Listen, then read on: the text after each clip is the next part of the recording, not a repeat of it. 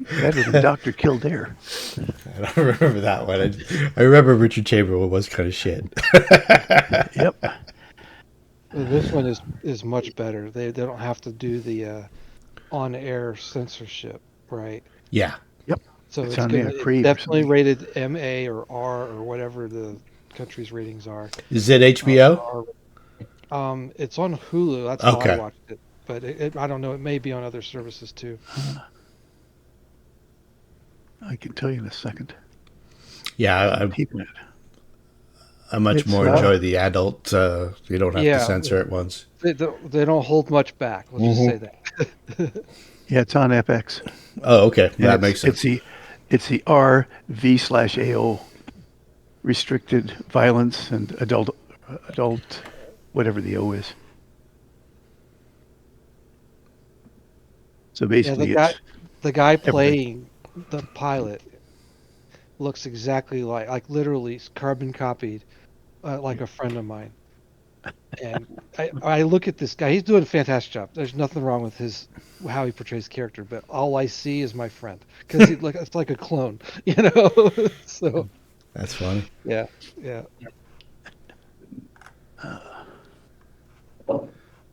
So we're still waiting for Mims.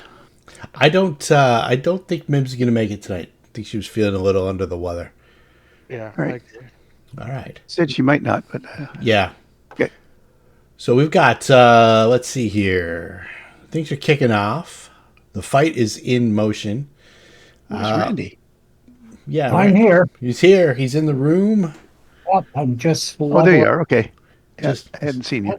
he's getting his lurk on. Yeah, I don't know Letting the if you guys rest. had this problem, but when I loaded into the game, it stopped loading and went back to the main screen 3 times on me. Oh, really?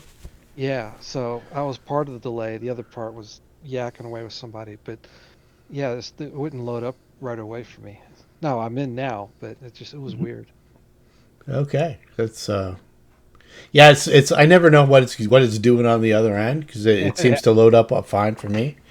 But I have so much stuff in these rooms that it's quite possible that it's bumping you based on all the extra junk that I have loaded. yeah. No, this is the first time I've really had significant delay loading in. This is unusual for me. Because it's good for me to have like everything possible loaded up in case I need a picture or something. It just makes some things hard to find. All right, so we've got the top of round 9. We're gonna kick things off with an exciting move from Alendril. We got the map out for everybody in case you Yep. haven't got it. Yeah, I've loaded it.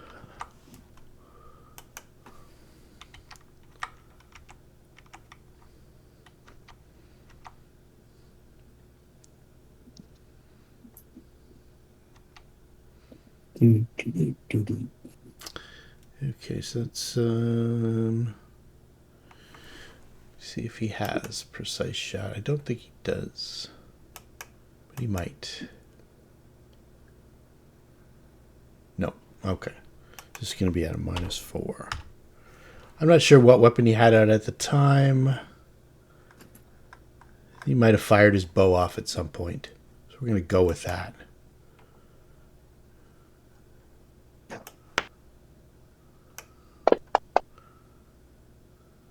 Pew! And he hits the rock wall just above Ratatouille's head. Alexis. I think I heard combat, and I was making my way up the hallway. Yeah, you were just a bit behind Alendril. 15, 30. That's one move. Let me scroll this thing up. And 5, 10, 15, 20. All right, that's a double move right there. I see. Do I see this were-rat thing? You do. I'll send out another picture. Yeah. So I got shield at the ready and sword drawn. So he's got a pretty fancy chain shirt, and he's got a fancy rapier. I think it was mithril. Let me just double check. Yeah, I know. 'Cause I wanted to give it to Asami, but that's not. Let's see anything else exciting about. He looks pretty skilled. I don't know what your knowledge local is. 0. I do not have it as a skill set. Okay. So, I mean, we're not all dum-dums. We can No. at least Yeah. gather basic information, but I can't make a roll unless you tell me I can. I don't have it as a skill. Unless he's nobility, then I can roll. Yeah, he's not that kind of nobility. Well, you're about to see his skills in action right now. So let's see Okay. here.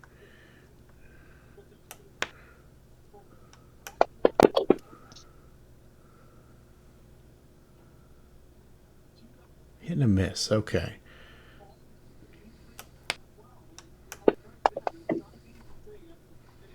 He's got Ratatouille in pretty bad shape as he's kind of clinging precariously to the edge of. Oh, the pit. There's a pit. Yes, it That's is a conjured pit. You've seen these pits before, and he's going to take an attack of opportunity and move through Ratatouille's space to get to here. Okay. So that Rampa and Yep. Ratatouille, I don't think has anything in hand. Okay. As he starts, I'm going to try and trip him. Okay. Get my. Where is it? Oh, and then the abilities. Here we go. Skills. Can't remember which one of these has the. Oh, combat. There we go. Okay, CMB. All right. And this will be without power attack. Oh, actually, he can't do that. He did a full attack. Yeah. What am I thinking? My bad. Oh, Because okay. because he couldn't go diagonal. There's not enough of the corner there, and No, he has to push him back or go through him. yeah, exactly. And he did a full attack. So, Okay. yeah, Well, at least I didn't waste my roll. that's true. We got it Didn't in get just to in it. time. All right, and let's see. Here's more humanoid. Just going to cast another spell. You can hear the sounds of spellcasting going on in the chamber beyond. You can also, sort of from where you are, for sure, Rampa can sort of see the clouds of, you think it's Ratatouille spell, but you're not 100%. And you can kind of smell the stench of rotten eggs. Let's see here. So he's going to...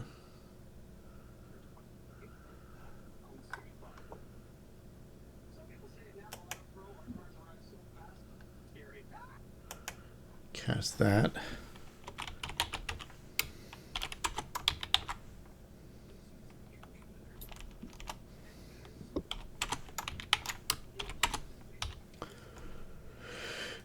And that would be... all right. And there's something moving in the bottom of Ratatouille's pit, although it's deep enough that you can only kind of sort of hear it, rather than see it. It's kind of at like a funny angle, and you definitely hear some vomiting and Rampa. Okay. Let me see if I've got him targeted. No, I don't. I've got him targeted. This will be CMB, so it should be 11. Actually, it should be plus. It's another +2 on. Oh, never mind. Doesn't matter. Okay. I rolled a 1, and my day starts again. Ratatouille. Ratatouille said he was going to continue to tank, but oh, you know what? He's got mirror images, so that 9 points only goes off on a 4. So if I roll a 4, that gets Ratatouille. Okay, so he loses an image. But he gets his 9 hit points. But he gets back. his 9 hit points back. It's not a bad That's a fair deal. trade. All right. Ratatouille is going to step back 5 feet and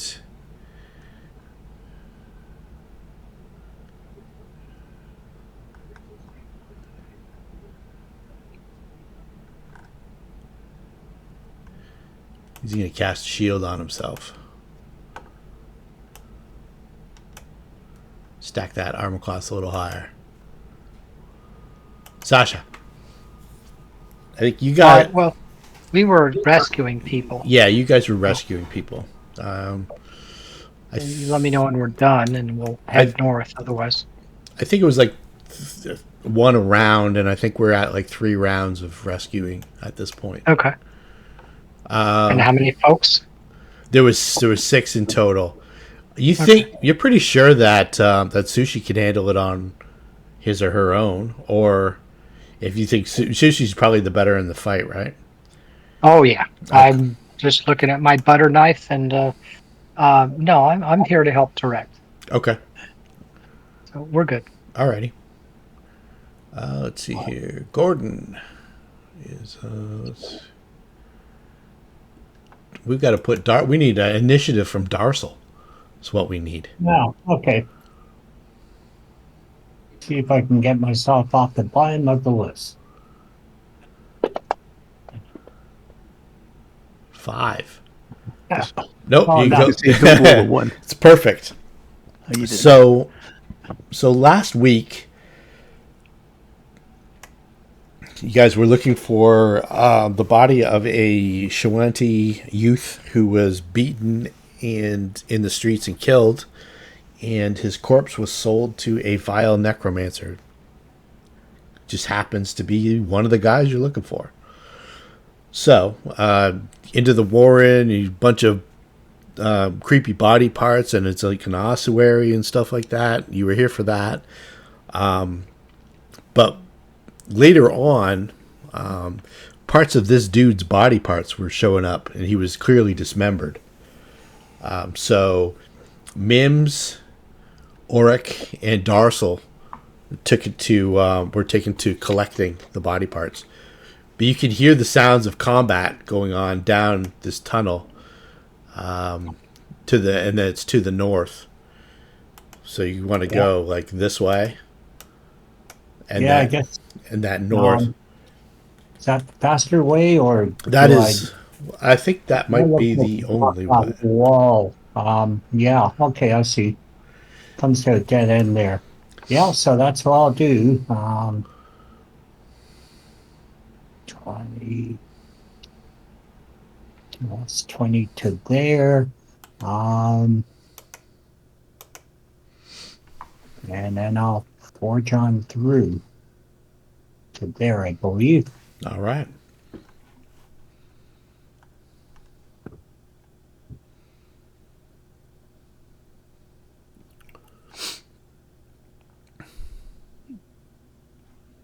Come on. Oh, that's weird. Oh, you know, because I'm stuck on. I'm on Gordon Gecko. All right. Yeah, it's on the Gordon. Yeah. All right. So Mims and Orc continue the search. They're gathering pieces up, and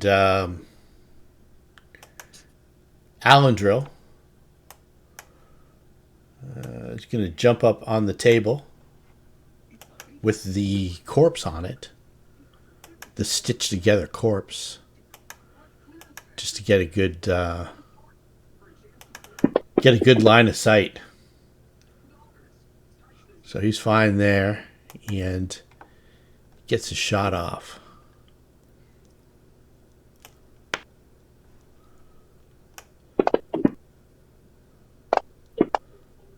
Oh. That's a 3 times weapon. That's going to hurt. It is going to hurt.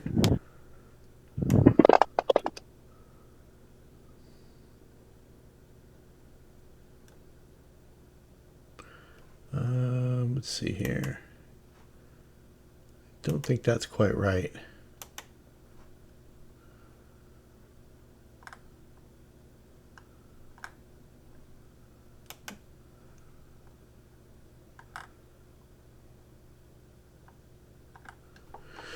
They have DR? Yeah. Where is it here?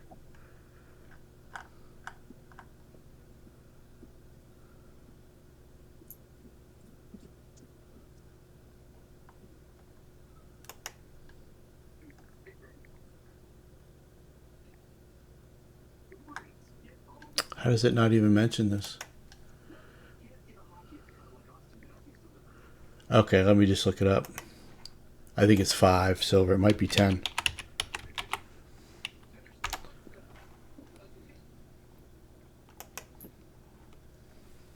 Unless he doesn't get DR when he's in hybrid form, but that doesn't make any sense. It's 10 silver. Okay. So let's just add that in.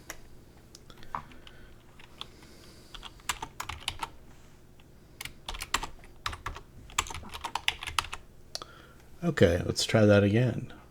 So that would be 7 points of damage to him. Okay, cool. It was a good shot, though. Alexis.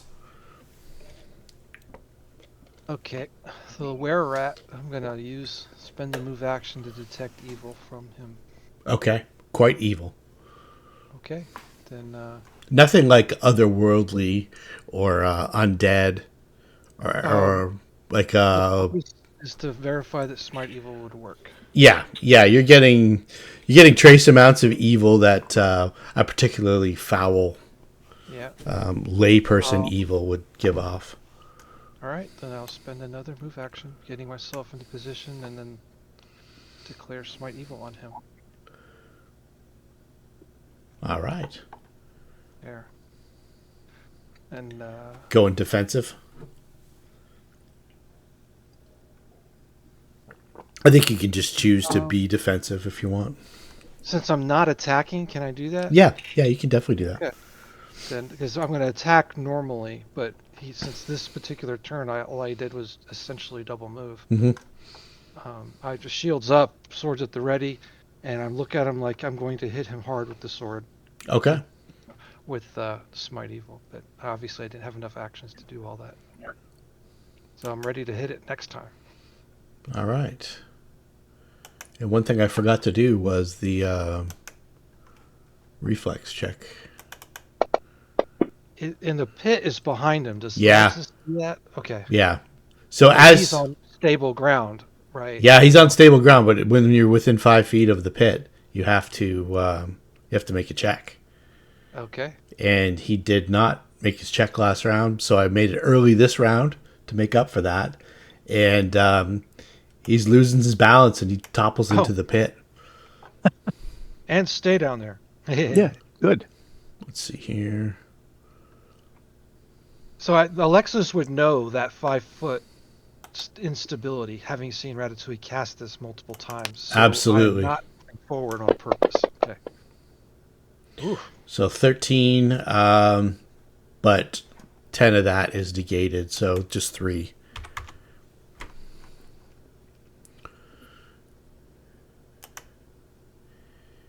And let's see here.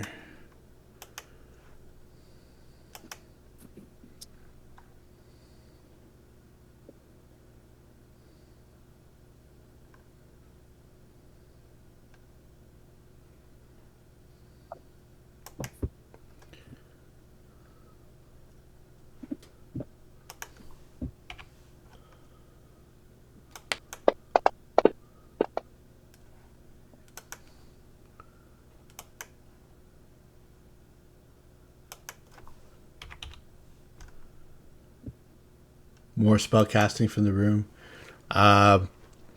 Griggs has fallen on top of a zombie. He's knocked the zombie down.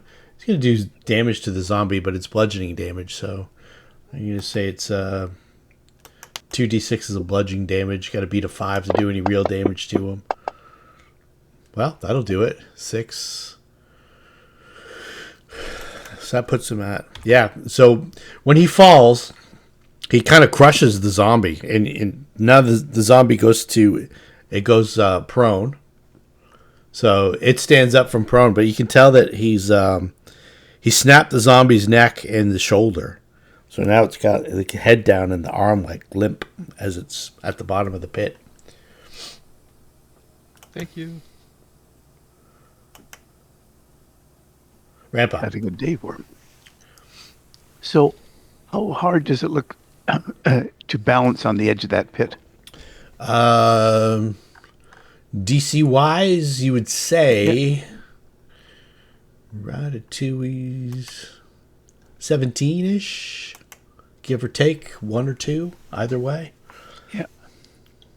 Okay. No, it's not worth the risk. I'm pretty close to that. I'm 13, but so I'll move up here 5 feet and ready in action to hit him if he gets out of tries to get out of the pit. Because he'll have to climb out if he comes out. Any creature standing in the area you first conjured must be. In addition, the edges of the pit are sloped, and any creature ending a turn on a square adjacent to the pit must make a reflex saving throw the +2 bonus to avoid falling into it. So it's a reflex save, and it's +2. Yeah. Oh, a reflex save. Oh, I see. Yeah, it's not a acrobatics check. Oh, that's right. It would have been a 12, All right. but that's fine. I'll stay where I am. I've got my Naginata ready to hit him if he comes out. All right. Clambers up. Ratatouille, he's got, let's see here. How many bombs does he have left? Be a good pit to throw one in. Yeah, he's going to chuck one in.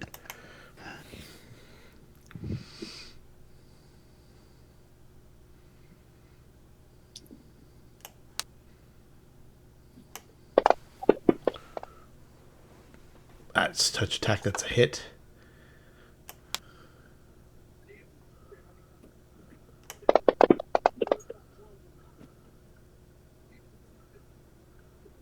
And that does full damage. And splash damage kills the zombie, I believe. Yeah. Okay.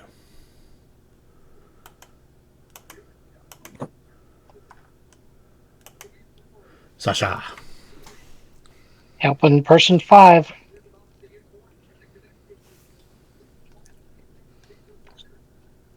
One more.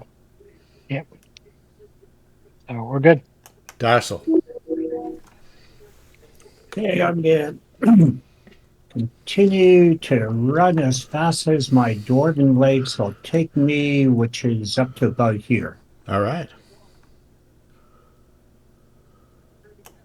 Getting closer to the sound.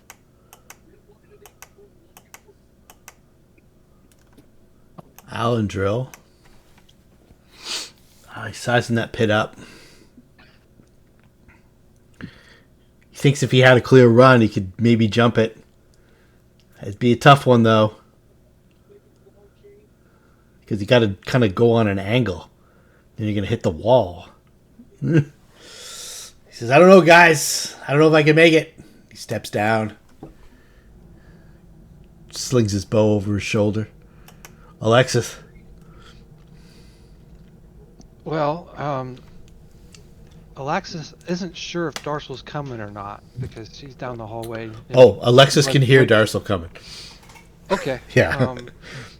Ratatouille needs healing, and that is Darcel's expertise. The monster's trapped here. There's really not much ranged I can do. So you know what? I will just lay a hand on Ratatouille just to get it in case something else comes up. Okay. Otherwise, I'm focusing on. I can't ready in action and do lay on hands. That's too much. Is that right? I don't know. What was the ready to action to be? There's a whack something at this. Oh, okay. Yeah. In this square here. Yeah, that'd be fine. It If would be one something, attack, not a full round action. if he manages to climb out, you're going to get an attack of opportunity anyway. Yeah. Okay, that'll work. Yeah. So, If you lay on hands yourself, it's a swift action. If you lay on hands somebody else, it's a standard action. Yeah.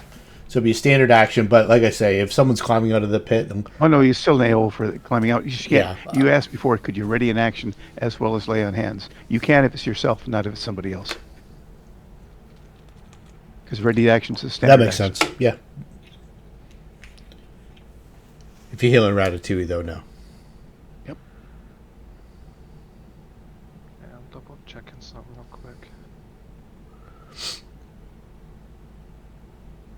There's certain feats where he could climb and not get an AOO, but you have to pretty much build a character to that specific thing. And I don't think this guy is built that way. In fact, I don't even know if he can climb out of this pit. He's a rat. He probably can Spend climb. the standard action doing the lay on hands. Yeah. And rely on the attack of opportunity. All right. If it should present itself. I will take off the fighting defensively. Okay. I had it in my head that it was like a swift action. I guess that's something else I was thinking. Yeah, it was swift action just for yourself. To lay hands on yourself. Taking that off. And then we're going to target Ratatouille.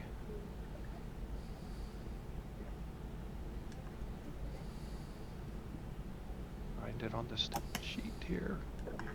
And check mark. I just tap heal because I assume he's letting me touch him. Yeah, your hand kind of goes through a little bit, then he kind of moves into it himself to get that. Nice. There, feel better. Yeah, it definitely does.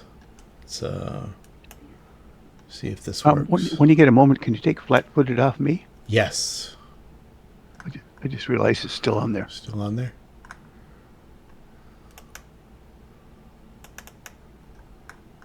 Thank you. Anybody else have any other bad effects on them? It's reasonable for us to not know what those other guys are doing, but you're not forgetting about them. You're doing something with them, right? Oh, yeah.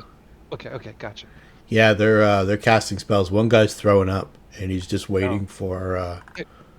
Well, we don't know. I just didn't want them to be sitting there with their thumb up their butt the whole time. Oh, no, they're not. I'm ticking down numbers, and yeah. It's going to be dodgy if anything else happens. So I like it when we split their party. So let's see here. Which is what we've effectively done. So Griggs goes into the stinking cloud and tries to climb up. I'm going to try and see what the climb DC is for Create Pit. I think it is pretty high. Does he have a climb speed, though? He's a rat, right? No, I don't think he does. Okay. No, speed's just 30. Just like the rest of us mortals. Mm-hmm. Climb DC of 25. And he's got to make 2 of them to get out. He's only shooting +7. Nope. Failure. And he ends his turn in the stinking cloud, which is a fortitude save. So he's nauseated. Let's see here. Effects. Welcome to the One Club. Yes.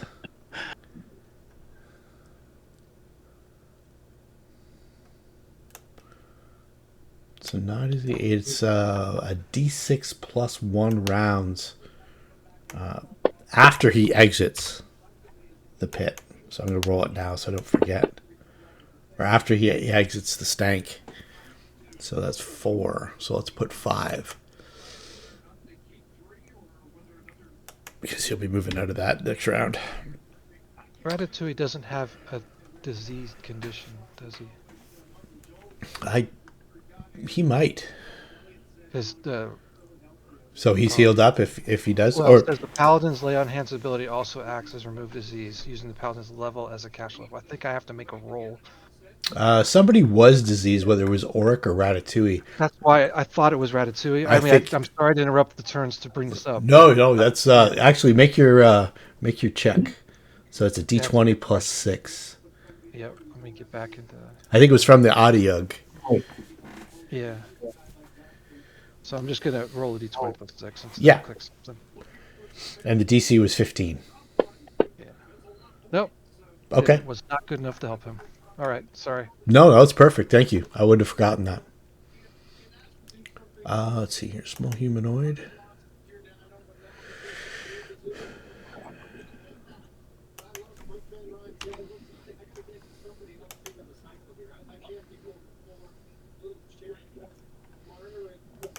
And no, he goes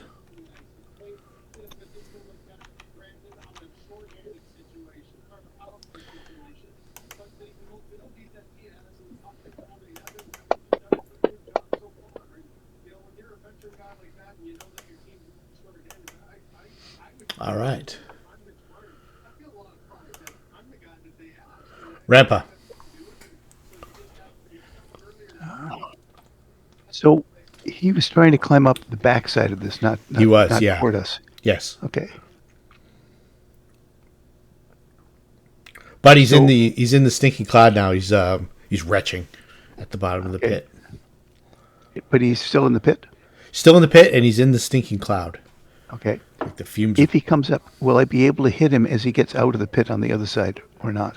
The other side's too far away, I believe. Is he still within my reach in the pit when the pit comes up? 5. No, that's 10 feet to the end of the square, the first pit. The first square in the pit. Oh, the pit. Yeah, Oh, I see. Oh, can- no, I see the size of the pit. Okay, no, Yeah. no, you're right. I thought it was only a 5-foot square pit. No, it's a 10. It's 10. No, it's 10 by 10. So, no, I can't hit him over there. Okay. Well, I will still ready. For the Okay. time being, I can't do anything where I am right now. Well, wait a minute.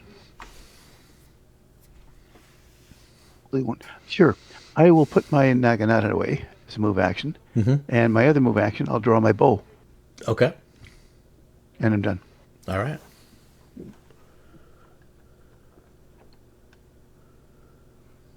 With an arrow. Yeah, I can't ready an action. That's 2 actions. Okay. Yep. So let's be gone. All right.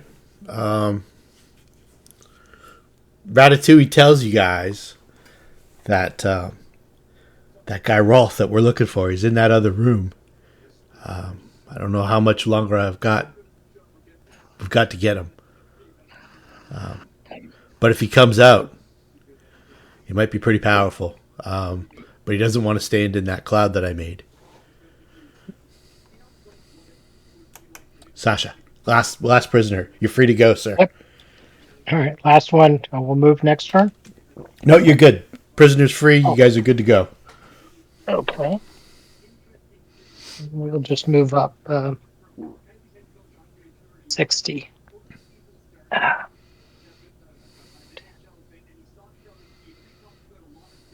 55, 50, 55, 60. Okay, that's the double move.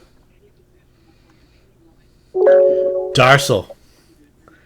Well, I can double move. I'll stand right next to Ratatouille, but unfortunately, I can't hear him quite yet. So I'll give him some hope. Okay. He says, Darsel, thank goodness you're here. How you doing, buddy? Got stabbed. Got stabbed twice.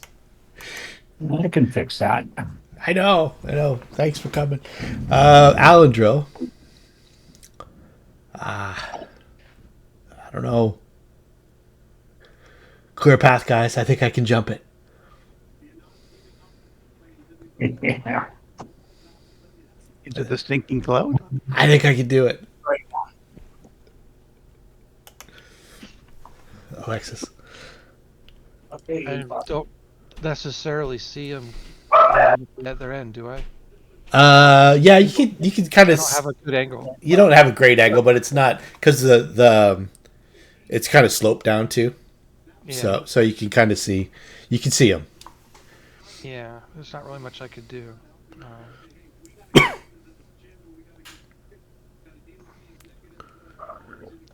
Does Alexis have a feeling for how long Ratatouille's magic lasts in combat? Ratatouille can tell you specifically.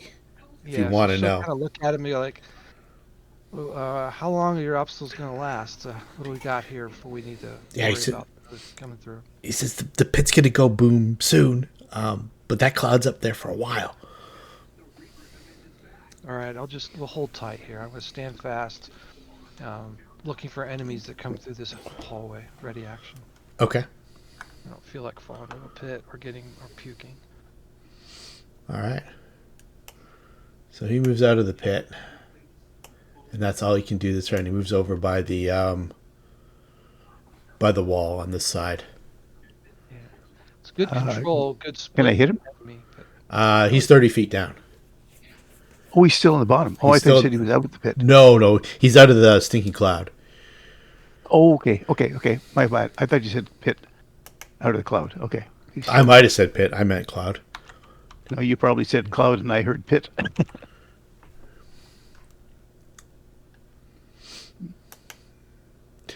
So you hear, Freak, do you have it? You hear, which Ratatouille understands in Aklo is, yes, I've got it, master. He said, you hear the voice yell up, Griggs, flee if you can. We'll meet you at your warrants. And then he says, Freak to Eel's End. Boom. Rampa. We still can't see him. Okay. Well, I will step back. Guess to here. Well, to here. Okay. And I'll still ready in action if I see him. But if Alandril wants to run, I won't stop him. Okay.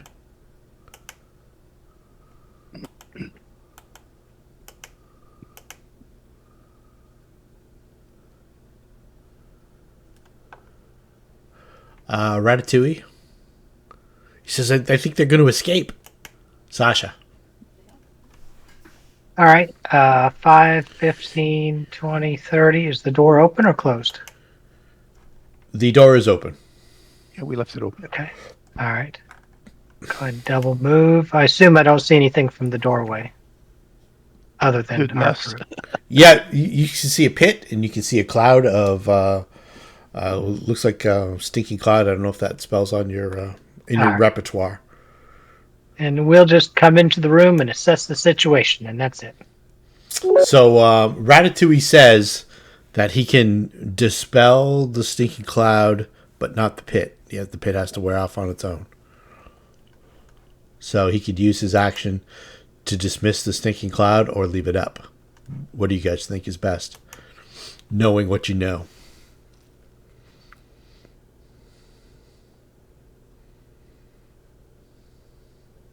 How long have we got for the pit? The pit's got probably 2 more rounds. Let it ride. Let it Might ride. as well keep it up while the pit's up. There's no Yeah, reason. I keep it up because that way we know where he is. We're containing him. Okay. If he's trying to climb out, he's got to climb out our side or into the stinking cloud. All right. Darsel.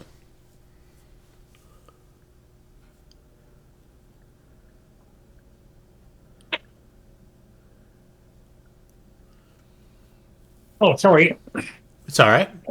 I was waiting for a dog to take a dump. And we have to explore the entire backyard to find the optimal place. Yeah. Of course. You got it done. Excellent. I'm sure you wanted to hear that too. Makes for a great show. That's how I spend my life. Indeed. That's funny. Okay. So I'll throw a cure light on for our poor rat there. All right. Oh, Nice one. That clears up half his wounds. yeah. Of course, if I would have used the cure moderate, I would have rolled. Eight. Ones. 2 ones. Yeah. Yeah.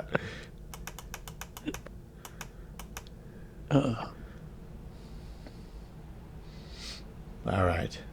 So Alandril takes it by the fact that you guys haven't cleared a path. You don't want him to jump. So he's just ready. Alexis. I guess I'll stay focused on if the were-rat climbs up, bonk him on the head, You guys give me perception checks if you want. do whack-a-mole.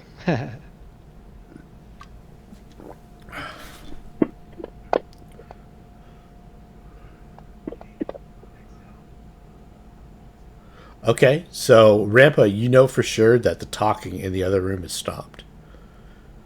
Mhm. Okay. Yeah, based on what I heard, he's probably gone. He was a mage. He's probably teleported somewhere. He did give us a location, though, so somebody with local knowledge may know where that is.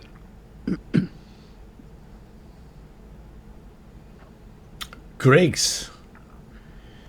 Let's see here. He's going to try and climb up, even though he's nauseated.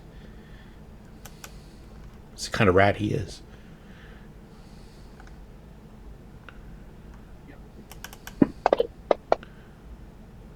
He's not making it out anytime Wow. soon. Rampa? All right, so I think the pit is going to disappear momentarily. Yeah, it's got 1 or 2 rounds left at most. So I will put my bow away and draw my Naginata again and All take a right. 5-foot step. All right. Ratatouille. Ratatouille climbs up on the table for optimum bombing angle. Sasha. All right. It's gas, not darkness, right? Yeah, it's gas. It's like a stinking cloud. Okay. I got nothing. There's plenty of people up front. Seuss will, I don't know, climb on the table in case, and I'll just have a seat at this bench, Okay. and we're good. All right. Darcel. So I see, I'm new to this place, so I see a pit in front of me. Ratatouille standing on the table. You guys need to be ready for something that's coming out of that pit or something, right? There's a lycanthropic rat. Ratatouille says. Not like me. No, It's a bad rat. a bad rat. So he's a foe. Okay, well, I'm just gonna ready in action, I guess. Hold up my my playing with these days. Oh yeah, my +1 pick. I'll ready that in case something comes at All right. us.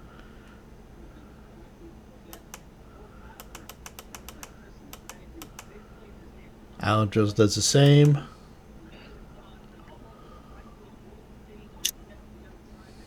Alexis. I ready in action. I mean, is this guy gonna fight us, or is he gonna stay down there forever? I mean, that's what Alexis is thinking. Yeah, exactly. Yeah. Eventually, he's gonna come up. The spell's gonna wear off, and he'll elevator his ass up to the level 4, and we can hit him. Yep, it will disgorge him. Same thing, Rampa? Yeah, and I also mentioned to Ratatouille that if you, well, I guess the sneaking cloud, we keep him there until he has to retreat into it. Sure, same thing, ready in action. Okay. And then on the commencement of Ratatouille's turn, the pit disgorges him. Does do you want to chuck a bomb at him, or No. okay? So let's I didn't mean to. Yeah. I don't know. It looks like people are more prepared than I am. I'll let them take the initiative. Yeah, so Rampa's got reach as this guy comes into view. I'll let everybody kind of take a 5-foot step and move and attack and stuff like that if you want. You guys are all readied. This is at a +2 more. That's a trip 25. Okay, let's see. That's a miss, it says. Even with the nauseated. He's pretty good, I think. Oh, 25, eh? Okay. Yeah, I'm pretty sure it's pretty high. Let me double. Yeah, it is. You need a little bit higher than that. Okay. I'm done. Well, that's my ready action. Okay. Let's see. Darcel. He's not within range. Yeah, 5-foot step wouldn't help me. Nope. All right. Let's see here. Let's just clear the round. Alan Drill will take a shot. Or actually, he had his bow stowed away, so he was. What do you do? Oh, wait a minute. Actually, that's 4 more. I take it back. It took off 2 for power attack, and I'm not power attacking. Okay. So it should be That four should be- more or two more? Yeah, 4 more. Because it doesn't include improved trip on my CMB. Oh, okay. So it should be a 27. 27 is a hit, so that trips him. That puts him at prone. Okay. Let me Make put- them a little easier to hit anyway. Yep, definitely. And then I'm done. Okay. All right. So, No more. yeah, Pits No More disgorges him, and just as he's kind of getting his balance, Rampa reaches out, scoops his legs out from him. Alexis. So Alexis is confident that even if a 5-foot step forward, Rampa can still reach him. Yeah. I'm not blocking that. Okay. Then I will step forward and give him a good thwack. And I'm making certain that everything is correct. Smite still applies, and the defense is not applying. Targeting him. Okay. Since I 5-foot step, I should get full, right? Absolutely. Yeah. But first attack. Oh. That might hit. Might. Critical hit. No, so I just hit the damage once, right? Yep. Boom. Only one of those, so there should be one less on the fire. It's okay, that's fine. That's okay, though. Nice. Very nice. You should give them Probably both as of them. smart There as- were only ones. Yeah. So it's probably pretty close to our max damage. not added, but damn close. And attack number 2. And that should go all through, right? Oh, that's right. Yes. I don't know if it factored that in It or did. not. Yep. I was taking it off, and I shouldn't have been. So it does go all through because it's Attack smite. number 2. Holy crap. Woo. That may not hit. I don't know. That's going to be a But he's hit. prone. He's he's- prone, okay. yeah. Should be a hit. Yeah. Um, Is that a confirmed crit?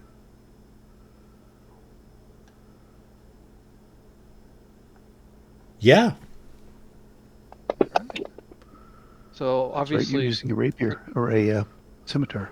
yeah, take off the second dice. Yeah, that's The higher 6. one, It's still unfortunately. gonna be enough to kill it. That's what we were waiting for. Yep. All right, let's see here. I have to say, that makes up for a lot of ones and shit. I think it's also good he was stripped. Yeah, that made the second hit a hit for sure. Yeah, team effort. But obviously, that's a better roll than the 5s and 4s and shit we've been dealing Well, with. yeah. And my 1. So I will take it. This one's dead. That's her turn. Full round action. Okay, Ratatouille. Get rid of that cloud, please. All right. Ratatouille dismisses the cloud.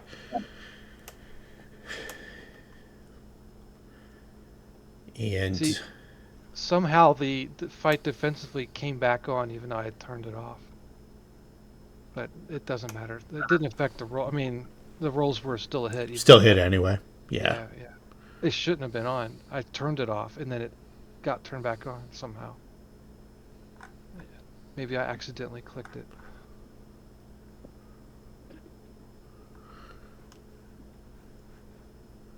All right. But yeah, when you roll an natural 20, it's hard to call that a miss. So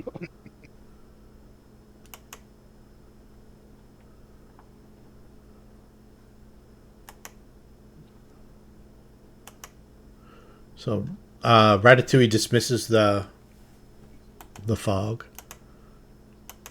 The stinking cloud.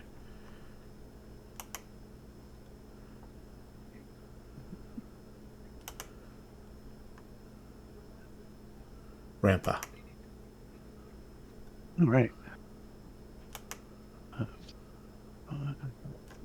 15. No, 5, 10, 20, 25, 30. I All right. don't see anybody so far, right? You do not. Let me give you a description. Okay. I'm going to continue in here, though. Give me the description, because Yep. but I want to. That's my 30 movement. Absolutely. Oh, he says got 35, so back 5 feet. There we go.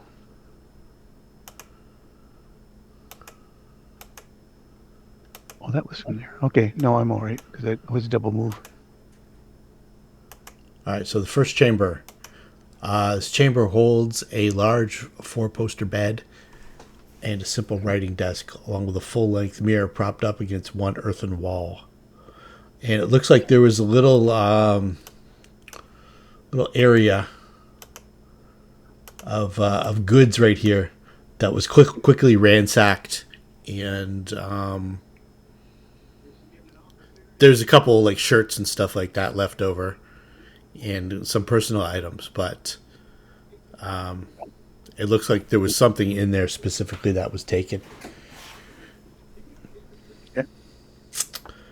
You also see in this other room, quick description.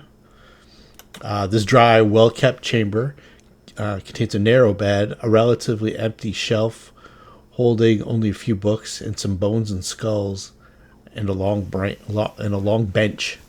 A man's torso, the chest bearing numerous tribal tattoos, lies on this bench. The right arm is still attached, and periodically thrashes and clutches the air as if it were alive.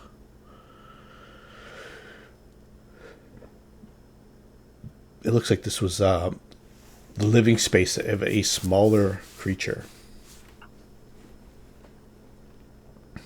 Smaller, like a little rat? Potentially. Okay. Oh, yeah, the bed's smaller. Okay. Well, we should loot the body and do a really close search of both rooms since there's nobody here anymore. All right. So they're not invisible? Well, you guys could do... Might be, but I didn't run into them. Guys could do like a grid search, go in as a team and kind of spread out that way. But it does not appear that there's anyone here. Remember what he said? He said, Lee, get yourself away and meet us at... I can't remember where he said. So, but it was a location. So to me, that said he was getting out of there by teleport because he wasn't expecting the rat to help him fight his way out. Well, let's also check for secret doors. Yep. Don't completely trust. Well, that's why I say we'll take 20 on both rooms and see what we can get on all of them. Absolutely. Let's get to the good stuff first. The treasure. So let's see here. I think Alexis is going to stay right here as like a barrier, just in case someone who happens to be invisible attempts to walk through her. Maybe I can detect that. I don't know. Okay, yeah, excellent. Sure. Yeah, that's it's a small enough chamber that you can fill it completely, or a small enough tunnel passageway that you can fill it completely. Just to make sure, you know. and you guys are much better at searching for things than I am. So in that kind of like pack, in the main room with the bigger double bed. Oh, first off, there's some magic items from the were rat. There's a magical chain shirt, a magical rapier, and I think a couple potions.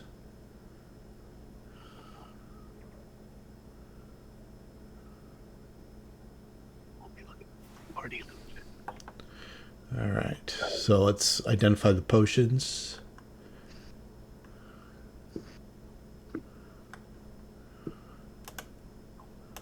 Shield of Faith and Lesser Restoration.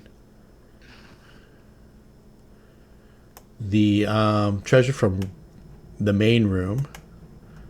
There is a strange in the little backpack beside the bed.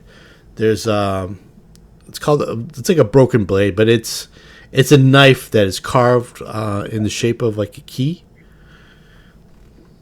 Yeah. There is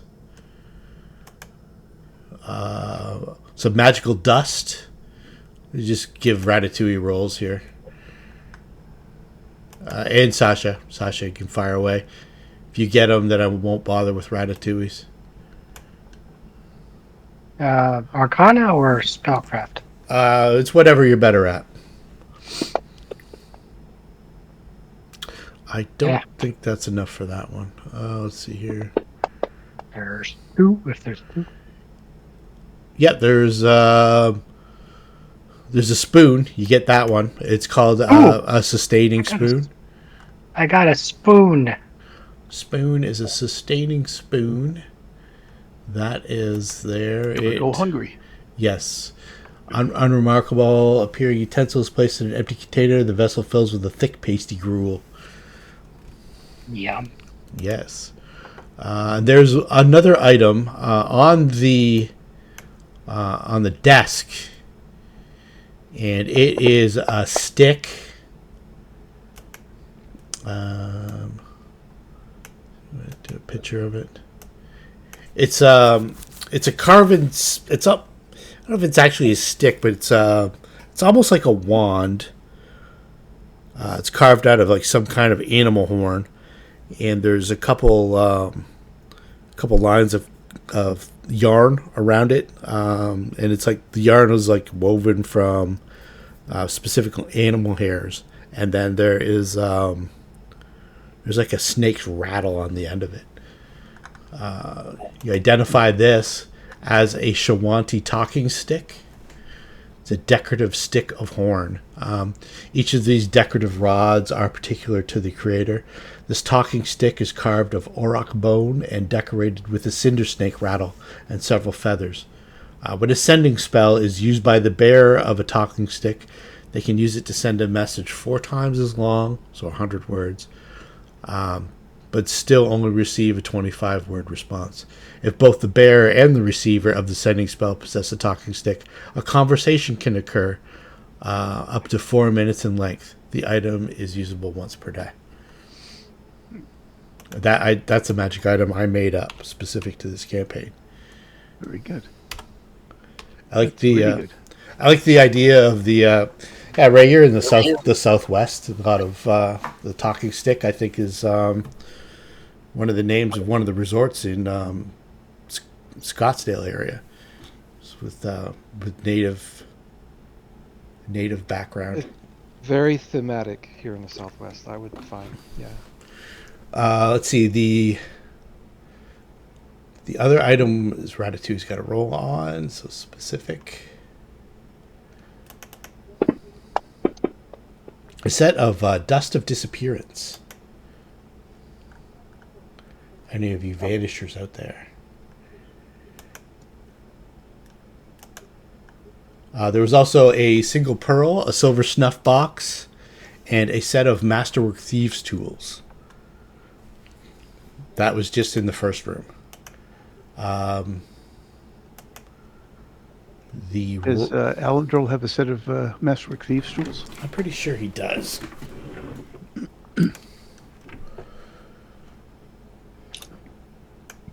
Yeah. I will check though.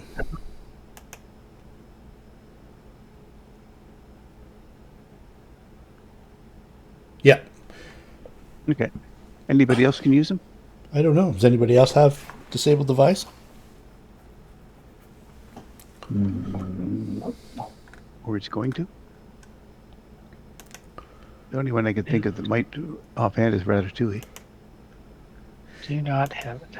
Yeah, he does not have it. So on Or Alexis. Not Alexis. Sasha. Sasha. Sasha, no. I don't. Hey, I'm not that sneaky. Come on. I just have Alan keep it because they can break, so then Yep. you have another set. Let's see here. Okay, so the Griggs had 1, 2, 3, 4, 5, 6 magic items. So the first one's the chain shirt. You can roll away. Change shirt. Okay. Oops. Okay. That's good. +1. His mithril rapier.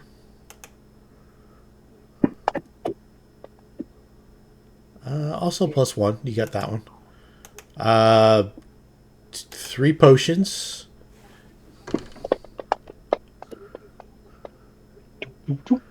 And I'll just identify them. So you'll get them eventually. There's a handy haversack. There's a hybridization funnel. I can't even say it. Hybridization funnel.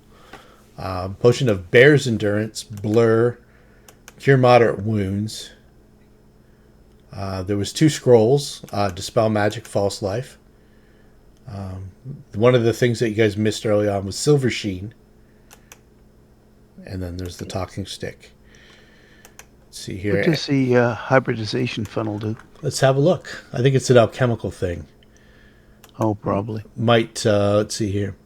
Two-spouted funnel is used to safely mix 2 alchemical splash weapons into a single flask. Using the vial requires 10 minutes and a DC 25 craft alchemy check. A half-elf has a +5 bonus on this check for some reason. Failing the check means both splash weapons are destroyed. Success means 2 materials are safely mixed into 1 vial that is the same volume as a normal splash weapon vial. When thrown as a splash weapon, the mixture has the effects of both component substances, and creatures are affected as if hit by both. The mixture becomes inert after 24 hours. That'd be a good thing for Ratatouille, probably, with his bombs. And in the Vrig's chamber is the let's see here. Somebody could benefit from the handy haversack, sir, for sure. Oh yeah, definitely. Handy haversack is. You also find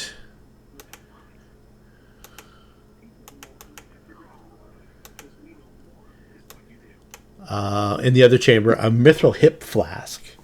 That's not magical. It's just a flask emblazoned with the etching of a house drake. A house drake is a pseudo dragon with wings that are fairly common in Korvosa. With so many wizards at the academy, and there's another wizard school. There's a lot of them floating around here. They've been released from their servitude as familiars, and there's a pretty stable population of house drakes and imps. There's a pearl and gold bracelet that looks like it's worth a bit of money. A couple silver rings worth a bit of money. And then there is what you identify as a traveler's any tool. It's magical. And basically it's like a Swiss Army knife for adventures, like hammers and saws and stuff like that. All in this little any tool thing. I see. Just making it anything you want. Yeah. Okay. Oh, travelers, any tool. Let's get rid of that there. There's only one of those. Okay. All right, so you've got, between Auric and Mims and yourself, you've got most of Gekken's body, and you don't find any more signs of where these guys might have gone to. Ratatouille's the only one that got a real look at one of them. He only heard the other. He's not sure who. He did see what he thought was Rolf Lamb. Said he was a human, probably about, between 5, 6, and 6 feet tall. He had kind of like a greasy hair and kind of like a diseased, pockmarked face. I had a whole like a leather apron with a bunch of tools in it. He looked kind of dirty. Kind of like a fat face with a weak chin. He didn't see the other person. He's probably assuming that it was a Darrow because it was speaking Aklo a lot when it got excited. The name was Vrig that got called out, and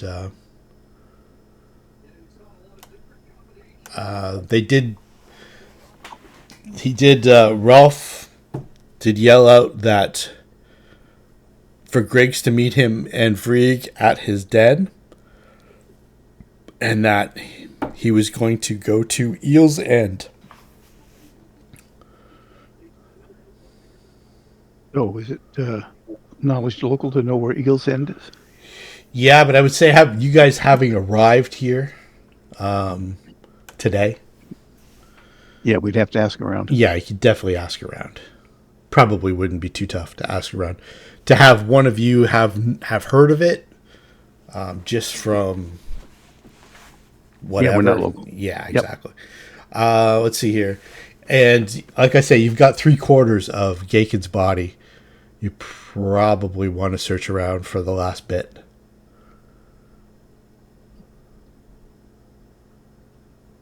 Okay, search around. Yeah, Use detect magic. detect magic won't help you find it. No, but it'll help us find treasure. It will, definitely. What piece are we missing still? With You're missing a leg and an arm. okay, so that's what we're looking for. Got it. And a breathing instrument. And you find them in the mud pit where the Odiug was. Yeah, I was going to ask. Oh, the mud. Yeah. Yeah, Yeah, the mud. Yep, yep, yep. on that island Where with the all the kids body parts were. Yeah. Yep. So we can at least take back the entire body. Yeah. So Is there any parts missing, like a heart or anything else? Just no, it was the whole torso was in this chamber that you guys wound up in at the very end. The whole torso's there, and they were using limbs on these stitched up creations that they were making. Limbs and the head, actually. You didn't have any notes or anything of paperwork or records in here. No, not in here. Journals. It looked like there was some things taken from the room where Sasha's on the bed. Right beside the bed, there's a pack where a lot of items were. The in particular the notch dagger. It looked like something from the top of that area was taken.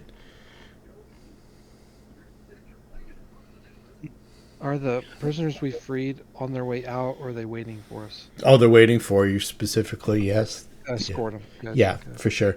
Mims does a good job of like wrapping up the body parts, and there is I think there's a wheelbarrow around here somewhere too, isn't there? I Somewhere. could put my Sahedron on its body too. It acts as gentle repose, right? I think the body has to be intact. Okay. Well, if the handy haversack, we could put the body parts in there. They'll cease decomposing Yeah, while that they're in interdimensional space. Then we can pull them out when we get to where we get. Is that okay. right? Yeah, that's true. Mim says that before we do, though, maybe let's reverentially wrap them up in like cloth or something like that, so we're not Yeah, just absolutely. hauling out arms and legs. And Right. No, absolutely. she says, if you Somebody need a leg up? want to, I know where the shaman lives. We can go there now, Yeah, that would be good. and then Maybe we'll explored every area down here. Yep, you're confident that you've. There is one other area. There's a library. That's this door to the southeast of Darsal. Two wide freestanding bookshelves furnish this room. The shelves are filled with row upon row of carefully arranged tomes and scrolls, so you probably want to look at this stuff. The books and scrolls are mostly treatises on necromancy or the art of crafting golems. There's also a surprisingly large number of books about diseases and plagues here as well. Any character attempting a knowledge check on these subjects while using these books as resources gets a +2 knowledge bonus on the check. The collection of the books as a whole is worth 300 gold pieces. Of more portable interest are 2 magic scrolls wedged between the pages of a thick picture book on human anatomy. Scrolls of Identify and Command Undead. You know. Oh, you know who wants I knew that? who wants to. Yeah. He command that dead one. Yeah, could be interesting. Probably wants as many of those reference materials as possible too. Mm-hmm. Yeah, definitely. Alrighty. Well, if we're confident we've searched everything, I think that's it. There was another little passageway where the prison pits were. It's a little tunnel. It's almost like a rat warren kind of tunnel. If you wanted to follow that, I don't know. You'd have to get down to small size, like the size of a cat or a rat, to go into that tunnel. Yeah, that's where it is there. Sure. What could go wrong? Like you have to be like a tiny creature, I think, is the actual size of a rat or a cat. I think Ratatouille still has a reduced person. The were-rat was small. The were-rat could change into a rat form. Into the form of a rat. Yeah, that makes sense. But his state was small. when Yeah. he was yeah. He was small already. Let's see here. Well, Ratatouille can go in. He's invisible or whatever. He can go in and see if there's something worth going after. Does I still have a potion of reduced person. do you? Okay. Yeah, he'll take it. Yep. He'll go in and for No. Let's see. I might be able to send Sushi Does he- in. Let me see how long I can make her. Does small. Ratatouille need to reduce himself to go in? yeah. Yeah, he would be squeezing the whole time. It'd be like I see. It's tiny to get in there. Is what you're saying. yeah, it's tiny. Okay. Tiny to move freely. right. If you're small, you'd be squeezing. If a second potion is necessary, Alexa still has one. Left over from when I guess it was when we did the fort, we kept those potions. Yeah, you guys were going to use that to Yeah. go through the brambles. Yeah. How long I do didn't the use potions mine. last? Now, when we went across the bridge, we were going Yeah. to use them across the bridge, and I didn't. I just stayed in a bigger form and Yeah. acted like a bugbear Yeah, or a hobgoblin, whatever. because you had Hobgoblin. the disguised person too. They last for Yep. 1 minute for each one. All right, so give That's- him one of mine. Send him in to see what he finds. Are you able to Minus shrink the backup. sush? I can make Sush small for 6 minutes. Okay. So Ratatouille will take 2 potions Yeah. in case he needs them. Yeah. I think everybody else is a medium size, so they would only go down to small. Yep, Okay. or at least I am. I can't go down. So So small size or tiny size? are we calling it Small. consumed or not yet? A small? Okay, yeah, because Ratatouille's already small. You got to get down to tiny size to move freely. So if Sushi drank the potion while she was small, she would go to tiny Okay. But that's only for 1 minute. for 1 minute. 6 minutes. Yeah, 6 minutes small, 1 minute tiny. Okay, so if it comes off, then you guys can squeeze your way back. You can you're still, not stuck. yeah. So you If we move, went down, we'd be stuck. yeah, you're moving at half rate, and it's a bunch of penalties when you're squeezing, but you wouldn't be stuck. Okay. Well, I cast Unfetter also. Okay.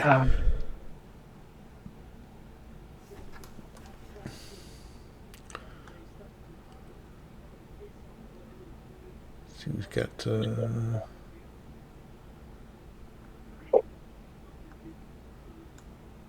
Okay, yeah, and Ratatouille goes in there too. And you guys follow it for about 30 seconds, and you come to a area that kind of makes its way up to the surface. It looks like just a secondary entrance tunnel. Oh, wasted those potions for nothing. Not necessarily. Where does it come out in the city? No, he comes out in the very back end of the Grey Ward, which is near the wall. Okay. Well, let's just keep a note on where it comes back.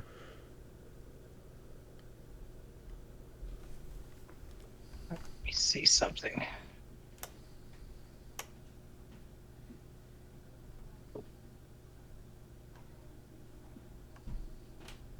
Okay.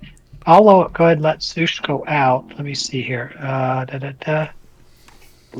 As long as Sushi isn't more than 640 feet away, once she comes out on the surface, I can call her back to my side. Okay. She'd be about 300, 350 feet away. All right, she'll go out. I'll use the sight between us, look around, So I've got it in my head. I'll describe it to the others what Okay. I see, Gotcha. and then we'll pull the sushi right back. Okay, cool. And then Ratatouille just makes his way back manually. He says it doesn't lead to any rat born or anything. It's just another tunnel, another entrance that we could have used to get into this place if we'd have known about it. And been small, really Been small. super tiny. Been like a rat. Like a real rat. Real red. Yep. Let's make sure that I'm not missing any treasure. We kind of skipped through some rooms going here and there. Make sure I got all these things. Yep. Okay, so there was also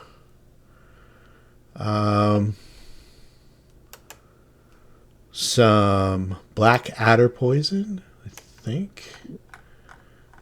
Oh, I'm the Black Adder. No, I already had it in there. Okay. Change that back to 4. I think I added this in already. Vermin repellent. I think it's already in there. We could have used that earlier. Yeah, definitely. Got rid of the rat.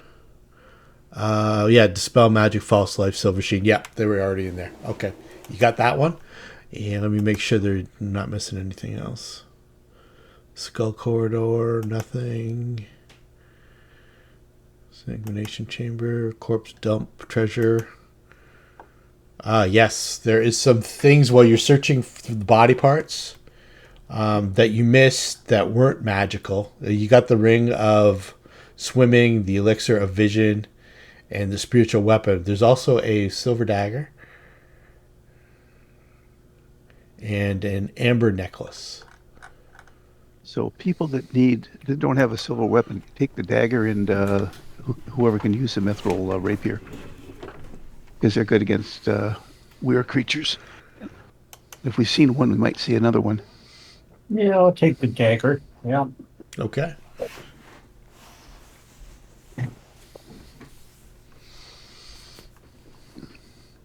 All right, so what we're going to do here is we've got a lot of exposition to come up, but we've also gained a level.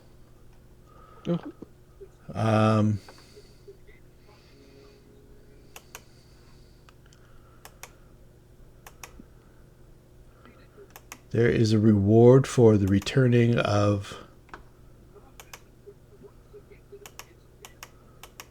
the body.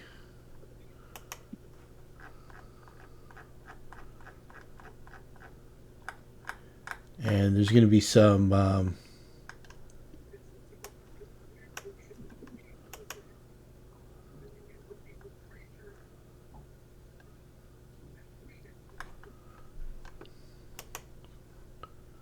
oh, okay. That's why that. So the reward is 1,000 gold pieces, not experience points. I was wondering why the experience points weren't adding up. All right, so as you guys start to level up and stuff like that, we'll just go over some things, chatting away. Respectfully, you guys make your. You see these people out of the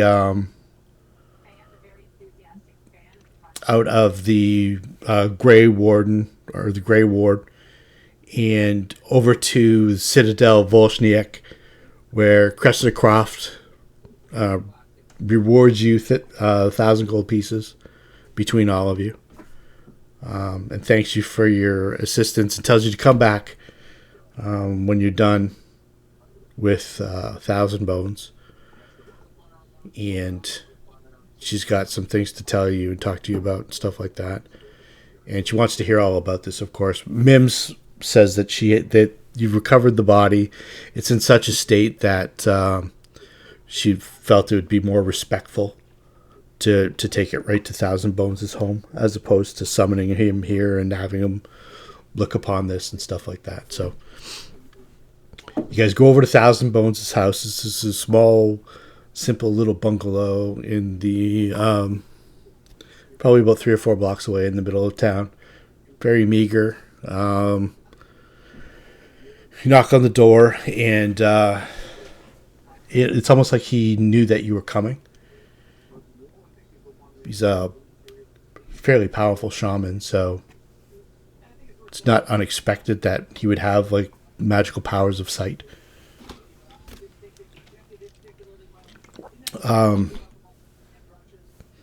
Present him with his grandson's body, and he's very distraught, and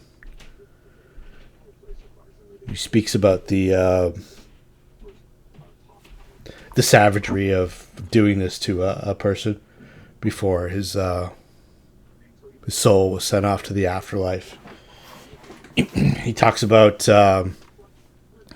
being able to see the body put to rest in his family's native lands in the Cinderlands, and that he's been consulting the spirits all night since first meeting with Mims, and he says the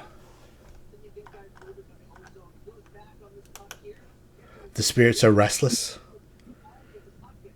If you have time, I will tell you what I've learned.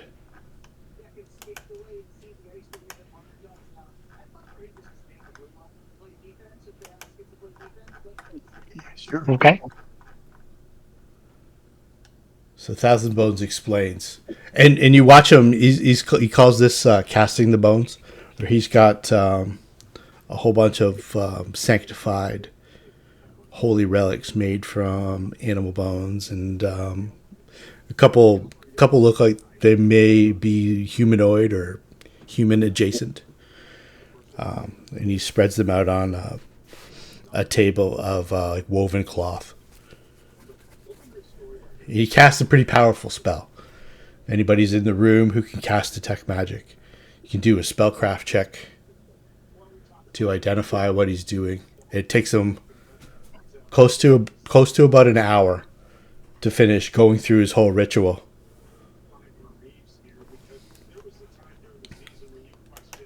If you want to shoot me a spellcraft check, Sasha. I don't know.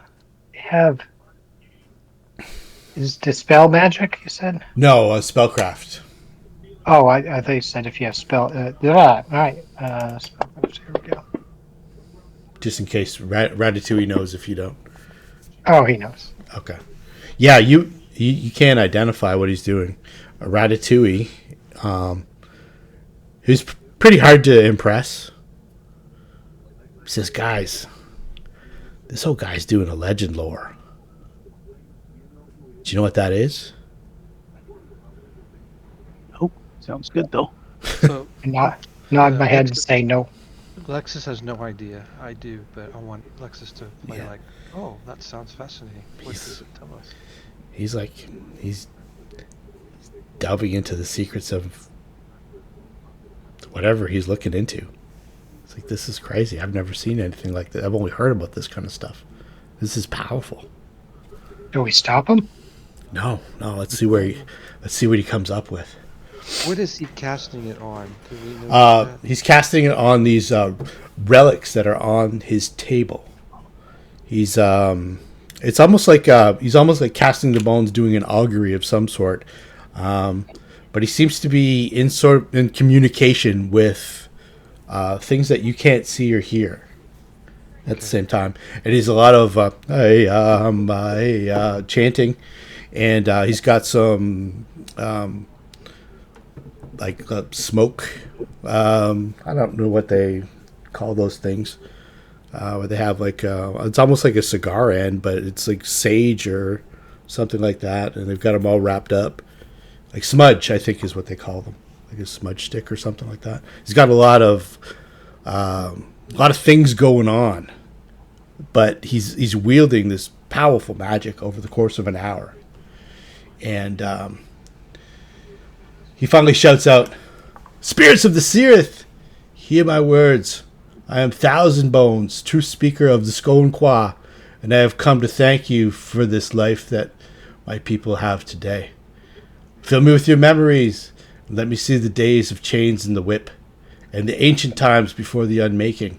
Spirits of the Sereth, I feel your presence, and call out to you to speak your tale to me, so that I may speak your truth to your descendants And then he starts thrashing around as if entered by forces that you can't see. And for the next 10 or so minutes, it's almost like some kind of otherworldly struggle that only he can interact with. And there's a couple times during that where he yells out in pain, and it's almost like you kind of have to hold Mims back a little bit. She's kind of like, stop him. He's, no, let's see where this goes. And when he finally finishes, he drops down to a knee, and he's covered in sweat. He wraps himself in a blanket, and he sits down on a chair and takes a sip of tea and says, the word Sereth in the Shoanti tongue means slave, but it also has a deeper truth. Sereth means that to be shackled and to yearn and strive for freedom, to throw off the yoke of the oppressor and to triumph through determined will.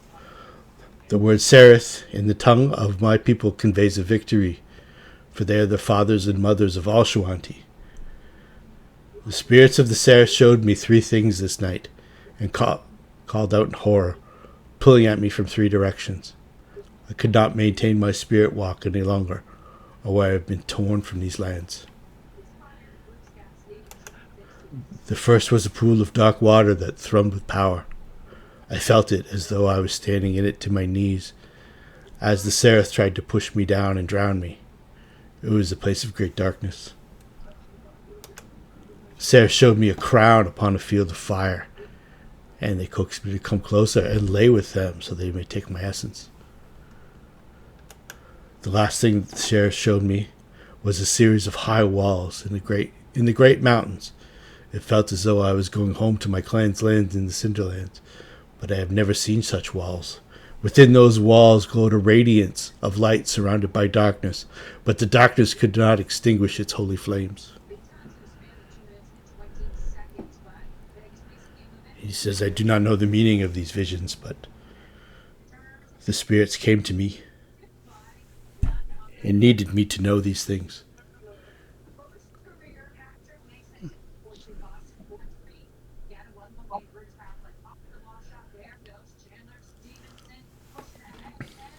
I will be leaving these lands. I imagine you probably showed him the talking stick. Yep, for sure. Sure. Because it's from his tribe, right? Yeah.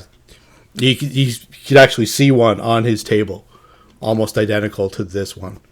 And he says that was his grandson, Gaken's talking stick. Does he want it back? No, he wants you to keep it.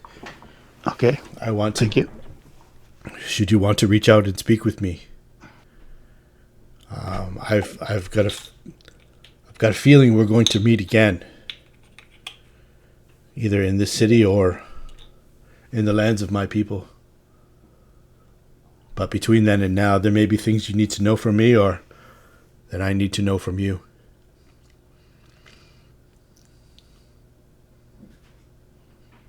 I'll be traveling out at the first dawn with some of the braves from my tribe.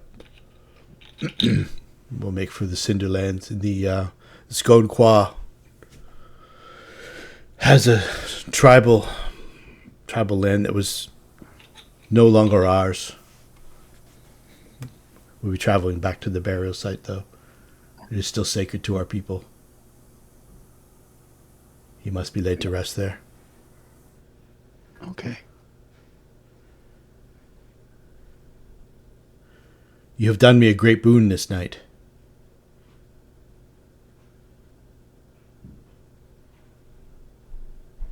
It is your actions that perhaps saved many lives.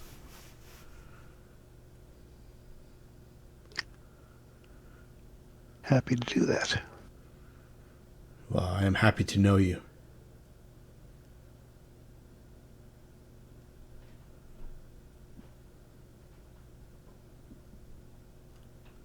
I am It's troubled. unfortunate we couldn't find your son before he was dissected.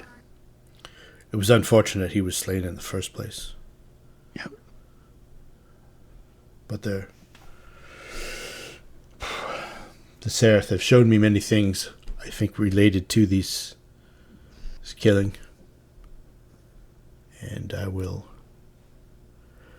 endeavor to find out more about these visions that I saw. The three at once were perhaps too powerful for me. I will try to focus in on each one individually to see if I can learn more over the coming weeks and months.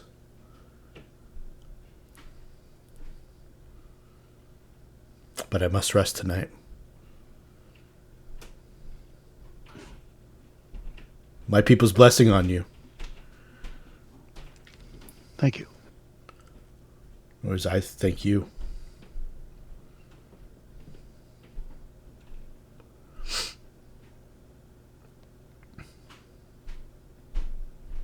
Right.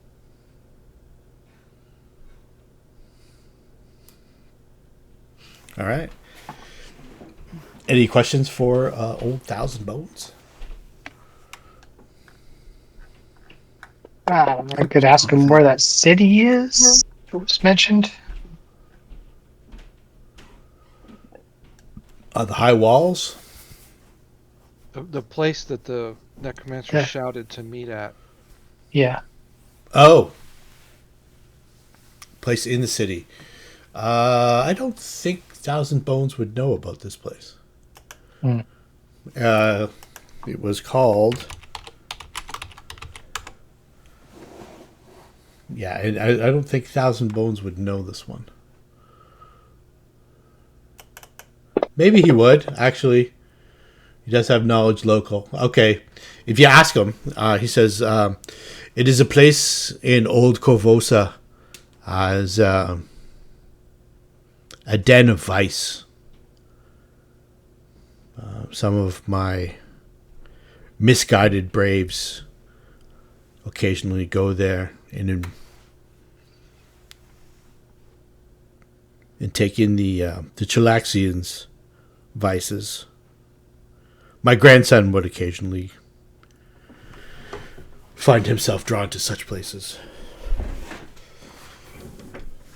It's, I believe, in Old Korvosa on the river. What kind of vices? Gambling, sins of the flesh, drink, drugs, inhalants. You admit gambling. It's okay.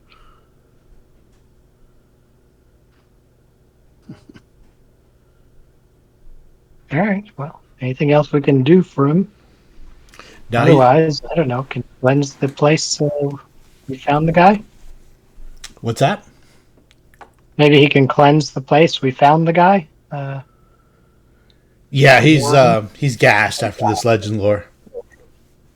Yeah. Yeah, it's like a 7th level spell for most people, Okay. and the casting time is usually days.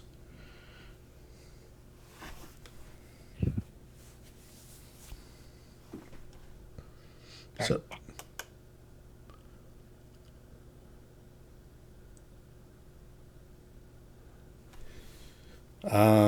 you guys want to head back over to the Citadel? To Sure. report in. Sure. Yeah, report in. Get your reward. So after the dust settles and everything, Field Marshal Cressida Kroft thanks you guys profusely for forestalling what would probably lead to a war between the people of Korvosa and the Shoanti. And she wants to know as much as you can tell her about Rolf Lamb. And you can tell that she's been trying to catch this guy for a while. He's a pretty slippery dude.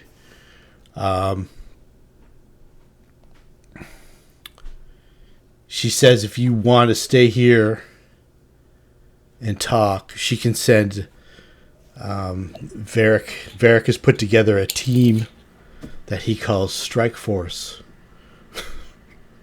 She shakes her head, and she says, despite the stupidity of the name, they're actually quite effective. Varric put together a team that accomplished something that I didn't believe them capable of. But I'll get into all the details of that. I can send them to quickly try to assess the situation at Eel's End, if you wish. Or did you want me just to keep them away from it? I don't think we should go to Eel's End, but Okay, absolutely. The know ahead of time that they probably won't admit anybody that they think is from the city guard. I have badges. Though that's precisely the thing that will keep you from entering. I knew Things that would be a handicap. things work a little differently in Old Korvosa. The places like Eel's End pay their vice taxes to the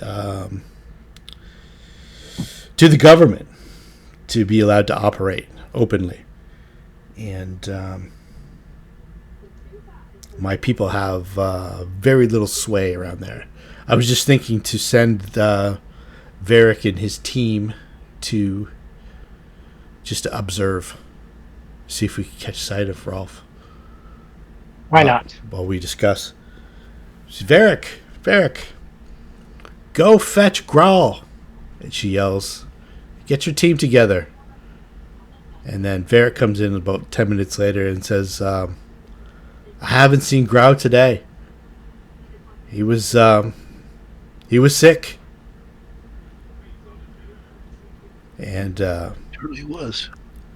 Cressida Kroft says, oh, another one. Okay. What about Ishani or Rowan? He says Ishani's busy at the temple, I think, and I haven't heard from Rowan today. Okay, all right. Don't worry about it, Varric.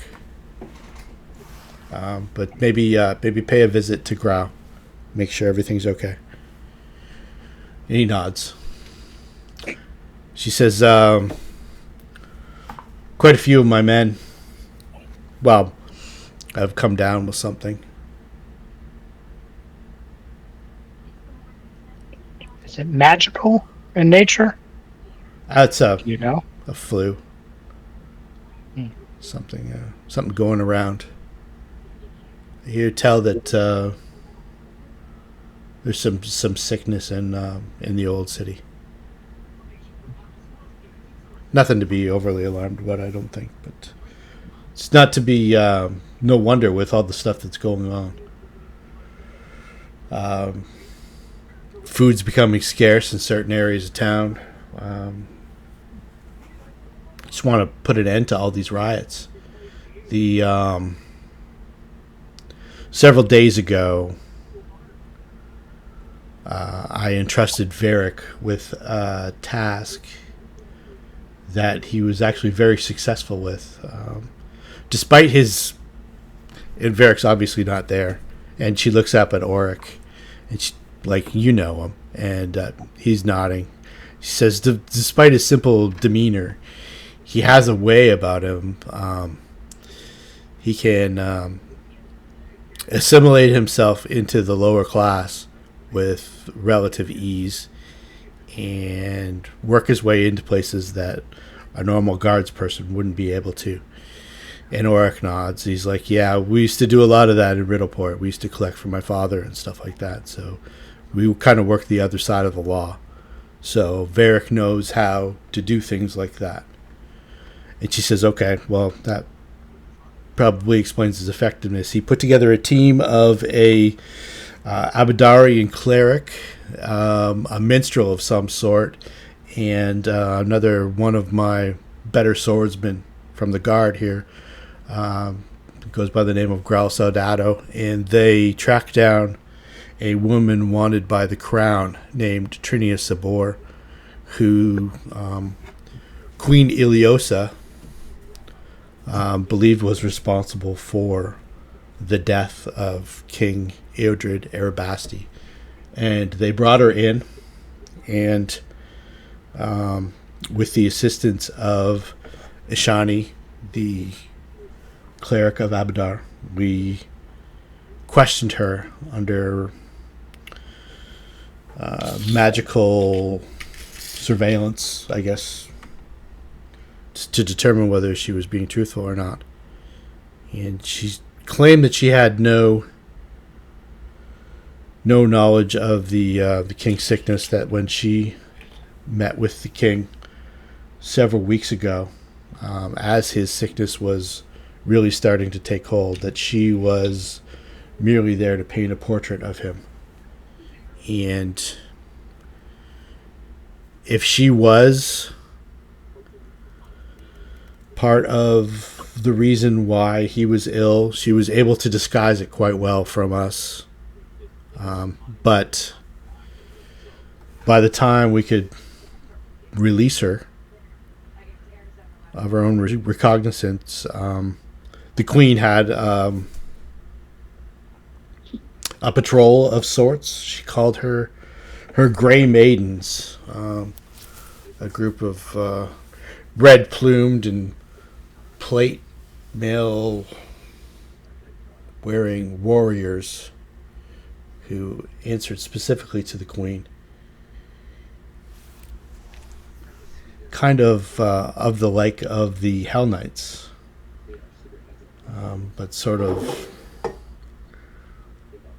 It was the first I had seen of them, and it's apparently it's grown in popularity.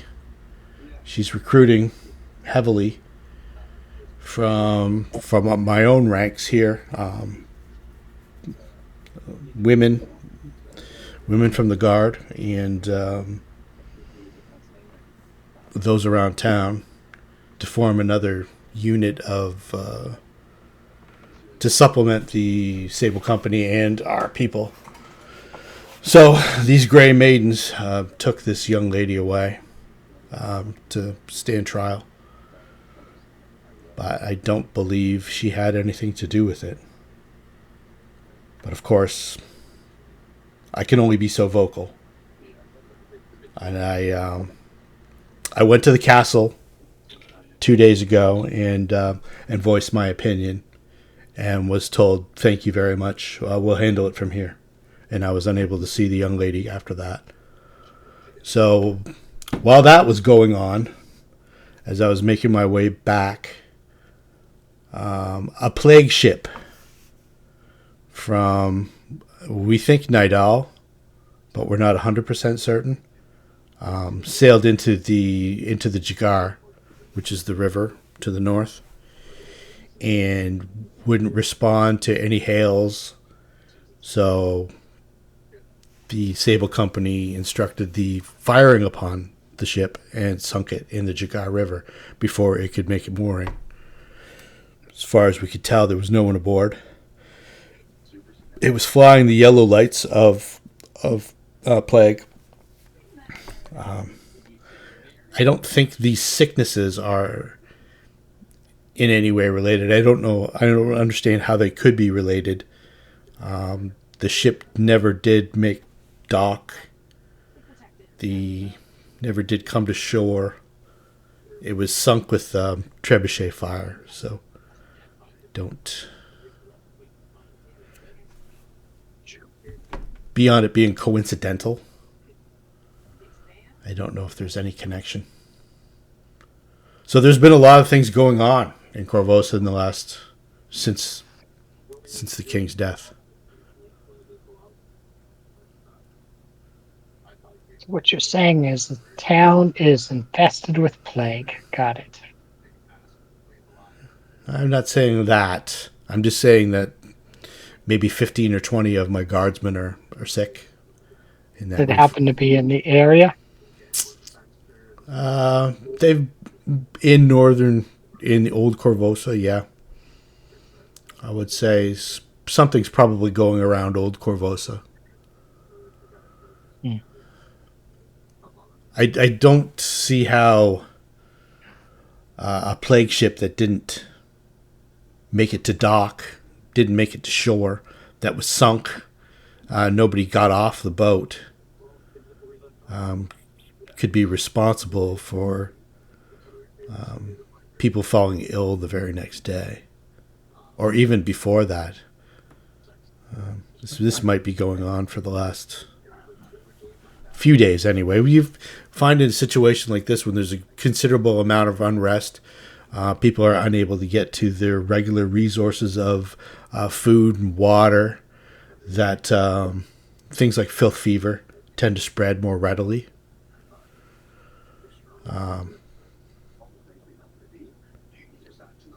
Hopefully that's all this is. What do you know anything about any of these things? Or I know you just arrived like just today, I believe. Yeah, not a damn thing. Is anybody New arrivals. expert in things like sickness or maritime matters, ships, or Make a heal check, but that'd be a general heal check. It wouldn't be specific to seasickness. okay. Did Mims have something? No, it's Mims is kind of like a lady of the forest. Ah, I can do a heal check too, but it may not be high enough. hmm. I'm back to the ones and twos again. Nope, not high enough. Yeah. It's not terrible, but Yeah. I know we're We looking for try. a specific thing. Sure. Well, there you go. Unless it came from the plains. I have knowledge plains. It came from the plains. Let's see here. Plains of Abraham. Image. Korvosa. She says the ship was sunk in this general area. I'll show you the map. And that Eel's End is right there. The ship was actually sunk more around there. It was making its way towards the bridge and the docks. But it sailed into the harbor. Sailed into the harbor, yeah, which is not an easy thing to do unless it's guided specifically. But there was apparently no one on board. He had sailed in. Have you gone down and checked the wreckage? No, we've been too busy putting out fires here, and I really don't have the talent for that kind of thing. How deep is it? She says, is that part of the river? At least 50 feet, but I'm not an expert at that. Well, I mean, we could probably go down and take a look at it, but we'd need something like potions or spells of water breathing that we don't have. Mims says, we have that. I can do that. You can do that? Oh, Yeah. okay. Didn't we use potions last time, or do we use your spell? I don't remember. You guys, when did you guys go underwater? Oh, yeah, we had spells for 1 hour. We had potions for 1 hour. But if she can do it, that's fine. When did you guys go underwater?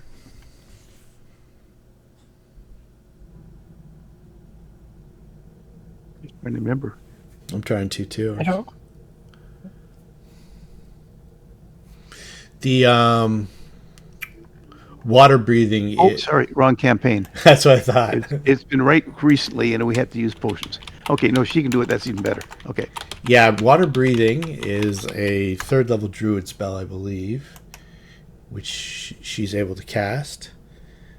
Yeah, so it is 2 hours per level. And then you divide that by how many creatures you're going to be touched to go under. So if she is, like, say, 6th level, she'd be 7th level next game.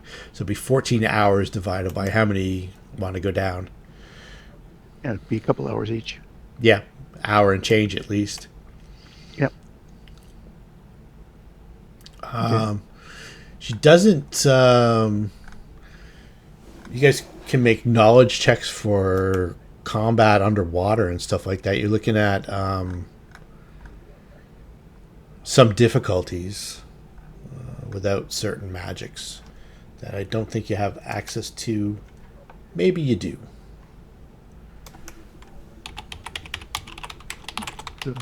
Piercing, right? You want like freedom of movement, I think. Lets you move around on. It's a spell, yeah. Yeah, But that's higher level. That's a 4th level druid spell. Okay, so 1 or 2 people should be able to give freedom of movement to. Then maybe some other swimming type stuff. She could probably prepare for it the next day. If you guys wanted to right now, you could go to Eel's End and try and track down the necromancer. Yep. Okay. Yeah, Do don't we level up before we do that? don't worry about it. You can continue leveling yourself up. There won't be any combats or anything. There is. I'll just give you a description of Eel's End because Rolf Lamb is gone by the time you guys get there. It's been probably about 2.5, 3 hours by the time you talk to Cressida, watch Thousand Bones do his ritual, that kind of stuff. And he was probably only going to be there for 10 minutes anyway. He cast a teleport spell, which I have to roll to see if he's on target or not. So Maybe he's 10 feet underground. That would help. 70, 80 is good. All right. So let's see here. Eel's End.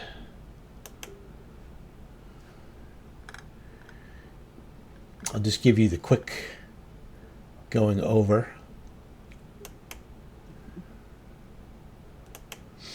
We'll kind of play this theater of the mind-ish. The sound of carousing booms from the elegantly painted barges moored to this pier. Let me throw up the map so you can get a look at what I'm describing to you. I'm going to turn off the line of sight and disable the lighting. And it looks like that. It is a set of 5 ships moored to a pier. And I'll continue with the description. The sound of carousing booms from the elegantly painted barges moored to this large pier. Large signs painted in several languages are nailed to pilings and hang from ropes slung between the barges. The closest barge to the east bears a sign that says, "The Twin Tigers. Take the tiger by the tail and try your luck." Opposite to that to the west, a boat says, "Welcome to Golden Hawk. No safer stay in Old Korvosa." Further to the southeast is Dragon's Breath Corridor. Dream the dragon's dreams at affordable prices.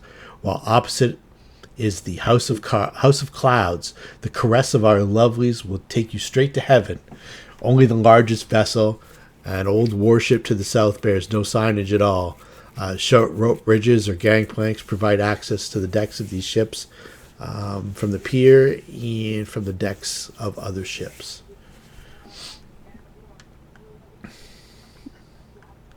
So before you guys go, Varric suggests don't show any affiliation with the law at all, or you'll be turned away. Damn it. And he says You might have to cover up your shield. and he says the flay leaf at the Dragon's Breath corridor is particularly good if you're into that sort of thing. There is there's a couple rather attractive young ladies as well at the House of Clouds. He just cite a tea. Is that the type of drink he offered? Not offered, but suggested. No, flay leaf is Okay, got. yeah, it's kind of a mix between marijuana and cocaine. Ah, gotcha.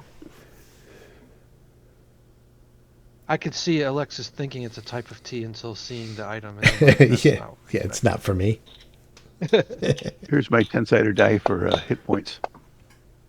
Nope. I guess I'm sticking with the It's average again. Yep. Wow. Stay with That's the third one I've rolled tonight. Wow. The other ones were on 20s. Did it automatically do that, or do I have to click on the button? You have to click on the button to roll the dice. It didn't automatically add hit points. It automatically adds your average hit points. Okay. If you get more than your average, then you can tack that onto the. So you get one more, I think, or two more.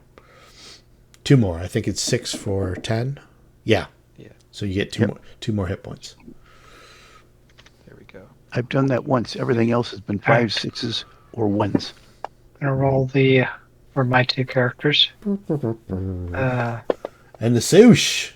That was a D8. Sorry, I should have rolled a D10. D10. Okay. There we go. There's my luck. What about Darcel? Darcel's got a D8 in him. You could have had a D8. D8. Yeah, okay. I'll roll D8. There you go. 2 extra hit All points to your level. When we're doing the spells, Yes. we said do PFRPG. Yeah, there's 2. Yeah. There's Dash. one that says dash spellbook or just spells. Dash spellbook. Okay. That's the magic. All right. The other ones don't have the effects already done.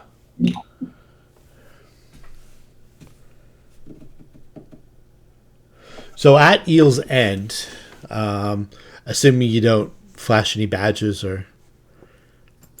Oh, it goes against my grain. All right. I'll wait back over here, guys. Alexis has this cloak, and she kind of like sticks the shield underneath the cloak, Okay. so it's not obvious. She's not hiding, but it's like, why make it easy, right? Yeah. What are you going to do with your tabard? Display it proudly. Okay.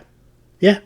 The Saren rate is neutral good and Yeah. not necessarily lawful. So And you know what? immediately it may not be lawful, but All it wouldn't kinds. take much to figure it out. So No, it's fine. I mean, yeah. people of all types enjoy vices of all sorts. Okay. So where do you guys want to check first? Drugs, hookers, gambling, or a hotel?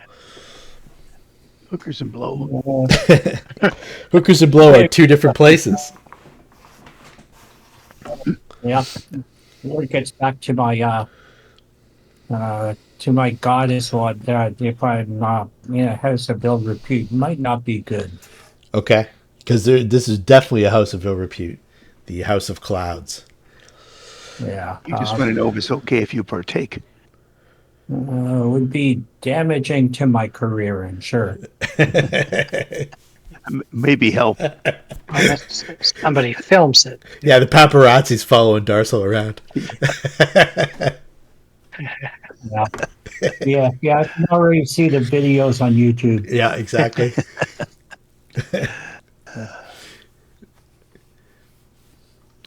All right.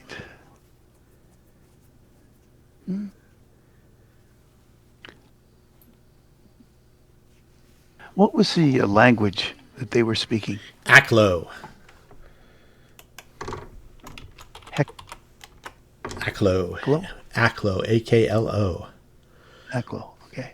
It's an Outer Plains language for. It's hard to describe. Okay. No, it's just that I took I get another language. Let's see here. I'll take Aklo since I've now experienced it. I was going to take demonic, but Aklo is Aklo a seems pre-human occult language commonly known to many prime evil and unearthly. It's like the language of the Dreamlands. the very thing I'm looking for. Okay. Kind of a crazy fae language too, sort of. Yeah. There it is. Aklo. It's a monster language, it says.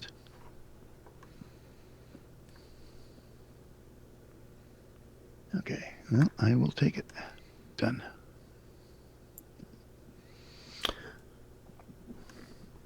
So long story short, maybe spend like 5 gold pieces each on various things just to say that you're here and getting some information and buying drinks and paying for admissions and stuff Funding like and- that. Yeah, and asking Yep. around.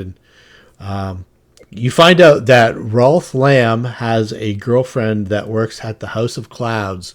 The girlfriend is a dominatrix by the name of Jolistina Susprina.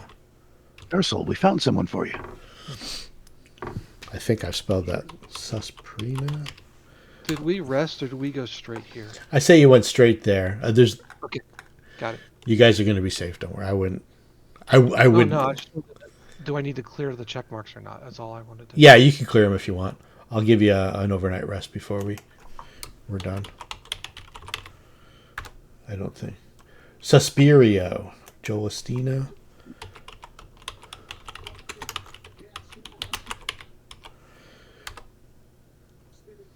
One O, not two. I'm not typing it again though. She is a specialist who deals in delivering pain and degrading customers, and she's not there all the time, but she's there a fair amount. She is a elf. Has some sorceress powers, and she has a strong connection to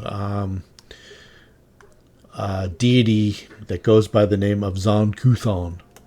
He's probably one of the more evil deities.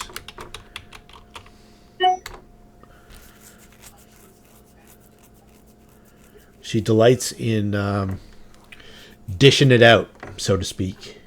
And for the people that are into that, they pay handsomely. And she is Rolf's lady friend. So you find out earlier in the evening, probably a few hours before you guys showed up, Rolf appeared on the North Dock out of nowhere and quickly fetched up Jolistina. And they had a brief argument. She had some business to conduct that night, and he kind of shook his head like, no, it's time to go. Get your shit, let's go. And she gathered up her stuff, and she was taking a particularly long time, and Rolf got a little violent with her, and she got herself in gear, and they both disappeared into Old Korvosa.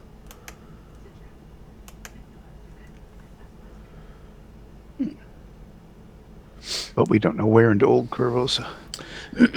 There's they headed in the direction of Exemplary Execrables, which is a it's like a theater.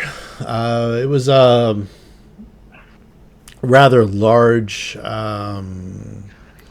like warehousey kind of place that has since turned into like a body theater. Okay. The you lose track of them there. They stopped in there for a moment, and then they went on to up to the North Dock and through the Reef Claw Market, and then there's and beyond that there's Garrison Hill. So there's it's like an old wall, like an old fort that was up here. And there's a castle. A noble family owns it, the Arconas. You find out that they run a lot of Old Korvosa. There's Old City Hall. There is the Orsini Academy, which is like it's like a fencing school. There's a military academy. Then there's also just a description of Old Korvosa in general. Bridge front is a particularly dense set of buildings, like stacked one on top of each other. crowded but narrow bridge front is dismal and filthy. Fort Korvosa. Once the heart of Korvosa's military strength, this neighborhood is a decaying remnant of its former glory. Garrison Hill. Cramped and bustling with activity, Garrison Hill fights a constant battle to avoid the decay and destitution of its neighboring wards. And finally, the Old Docks. Only the awful state of bridgefront slums keeps the decaying Old Dock from being Korvosa's most rundown and least desirable neighborhood. So you got like all these real grungy neighborhoods to kind of go through, and after a bit, people kind of don't want to talk to you about Rolf anymore. Yeah, it's not like, oh yeah, he was here earlier. Yeah, I think I saw him. Yeah, don't know who you're talking about. I have no idea. Who are you? That kind of stuff.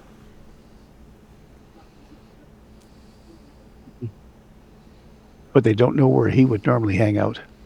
They don't even know who you are. Who is this guy? No. Who is this Now guy? they don't know. Yeah. Okay. Sounds like this is a place that Alendro would be able to gather information better than say Alexis. So Yeah. just let him blend in with the crowd and do his thing. Okay. So roll some skill checks for Alendro. Let's do diplomacy, no. Intimidate, no. Bluff, probably better. No, he's not a big people person.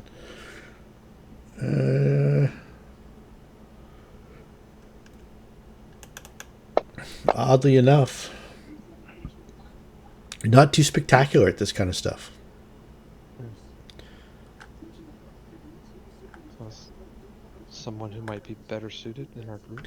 Yeah, well, he's definitely he'll definitely go from place to place and check everything out. But Yeah, he comes up kind of empty.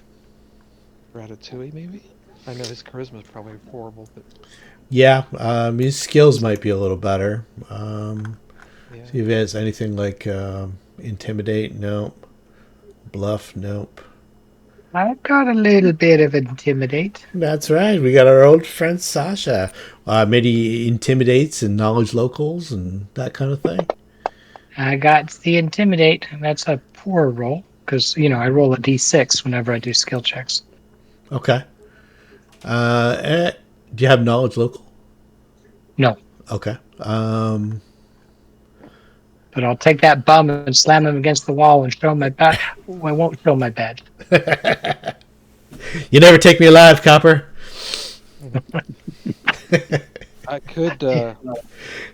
We could play good cop, bad cop, and I'll play the role of good cop. Good cop. All right. Kill him with kindness. See if a diplomacy roll gets right. further information. I'm Okay. going to dump him in a bucket of dung. Oh, that's pretty rough. Let's see if the kindness works. Does some magic.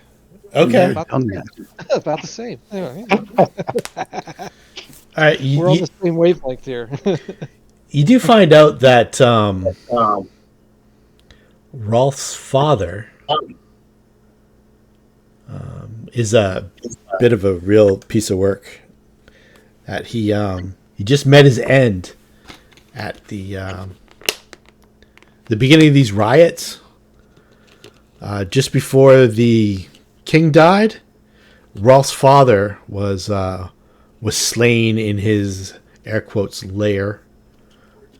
He had like a dockside kind of like a hideout where he would he was kind of like a real Fagin kind of figure. He had a bunch of little kids working as pickpockets, and he came up on the wrong side of somebody, and he was murdered probably a couple days before the king died, maybe the day of.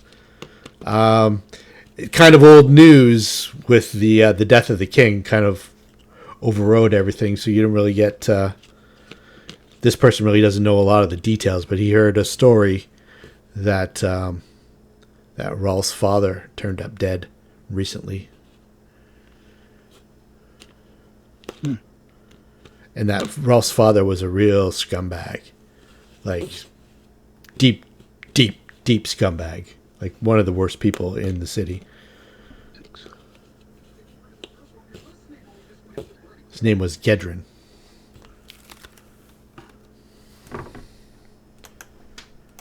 That Gedrin was running a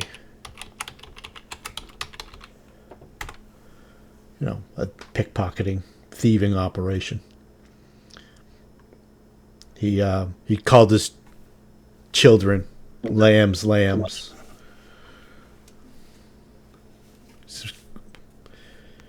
kind of disgusting to treat orphans like that. We are looking for Rolf to track him down, right? Yeah. We are also. There was another point of interest of investigating that we were hinted at as well. There I was thought I may have misunderstood, but I thought someone said somewhere back in the city we were just in, not this city, Magnamar. Mm-hmm. There was several things.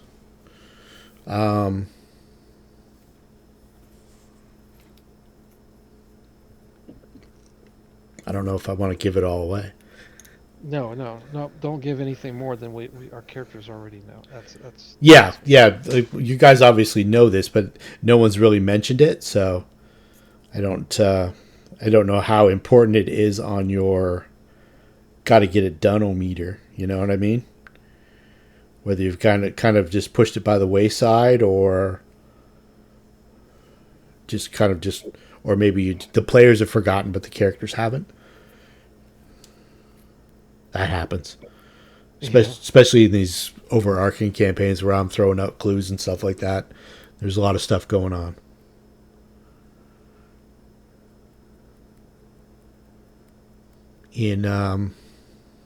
Would it be reasonable to do like a memory check to sort of reach back in that information? Yeah, or you guys can sit down at a pub and go over everything, or go back to your hotel. Yeah. And sit down and kind of collectively go over what you've gone over. You know that there was the first hint to Korvosa was the notes in Aldrin Foxglove's Manor. Right. It was the red man tis in Korvosa. Yeah. And there was a bunch of payments. While we were in this shady place, nobody mentioned the Red Mantis. They were more focused on Rolf. That was our point of investigation. Yeah. I don't know if anybody really knows what the red man. I know you guys probably know what the red mantis is, having played the campaigns. The red mantis. I'd probably need some kind of skill check, or some sort of research into something to put together that it wasn't just the red man that you're looking for. You're looking for like the red mantis. It's like a super secret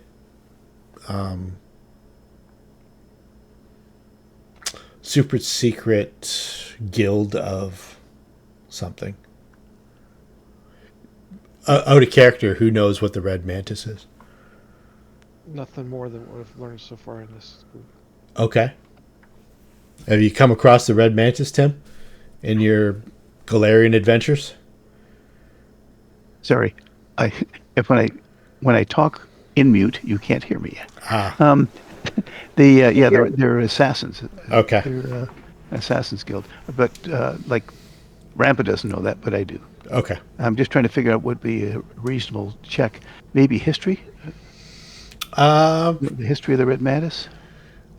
Local wouldn't help because they're not always local. No. Maybe religion. I can do that. Yeah, religion might also work.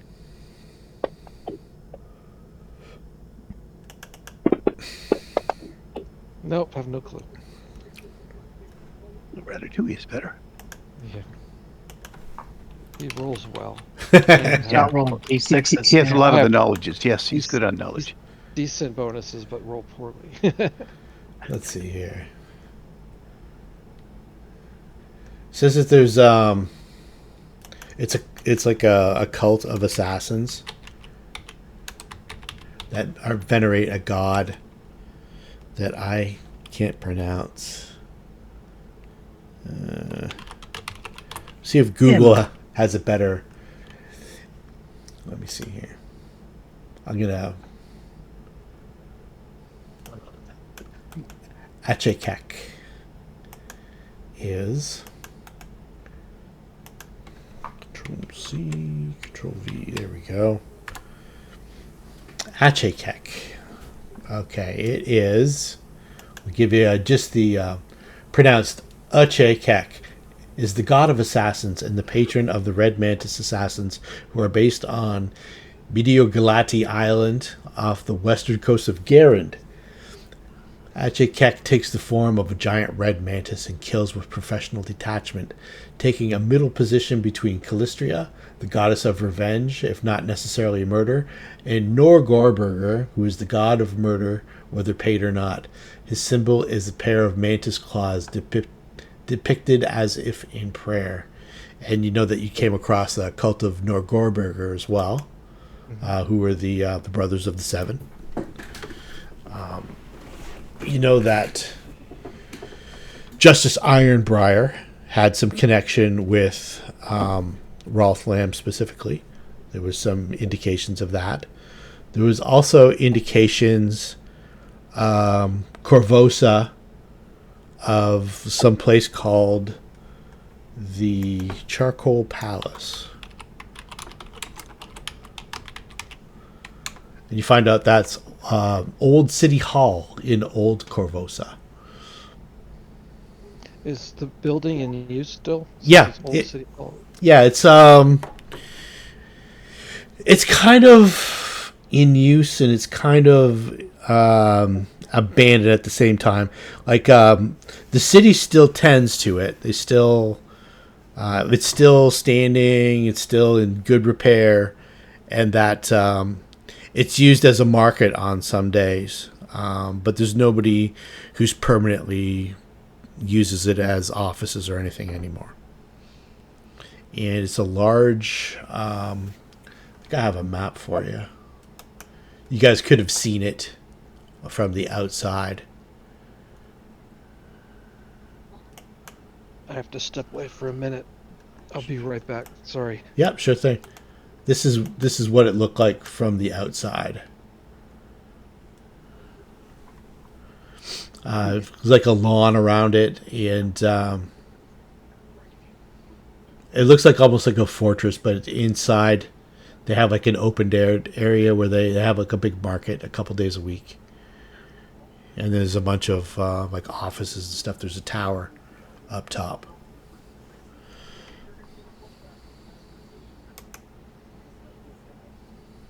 You also know that Zanisha had connections with somebody she called the Courier, and she called him her little lamb. So between Red Mantis, Rolf Lamb, Charcoal Palace, I think those were the three things that brought you to Korvosa initially. And then you kind of came into the worst possible time to be coming into a city. Yeah, with the death of the king. Death of the king and the mayhem that follows. Now you get hints of there might be sickness, Plague of some sort. Yep. something taking hold. You got events such as they think that the somebody involved in the murder of the king may have been taken into custody, but Field Marshal Cressida Kroft has her doubts. She's not a specialist in interrogation of people or anything like that, getting information. But just her gut feeling was that they had gotten the wrong person, and that the Queen's new, for lack of a better word, goon squad seemed pretty abrupt in just taking her. You've also got the sinking of this a ship that was named the Direction. You can check in with the harbor master, and with a little bit of bribery and diplomacy and that sort of thing, get the information that it was a ship that was it was slated to come in. It was from Nidal, and that it didn't obey any of the harbor master signals or anything like that. And when they noticed that it was flying or showing the lanterns of that was symbolizing sickness on board, that they sunk it in the middle of the river. And nobody came out. There was nobody on board. Yep. Perhaps that he speculated, like the harbor master speculated, that maybe the people had perished on the trip from whatever sickness they were enduring. They had several Sable Company Marines do flyovers while this was going on. That's the Hippogriff Riders. You guys, if you want to, you can check in with the Sable Company Marines too. You can meet Marcus Endrin. He doesn't have a lot of time for you, but you can actually put a face to a name and say, hey, if you need some help. But he's more answers directly to the Queen.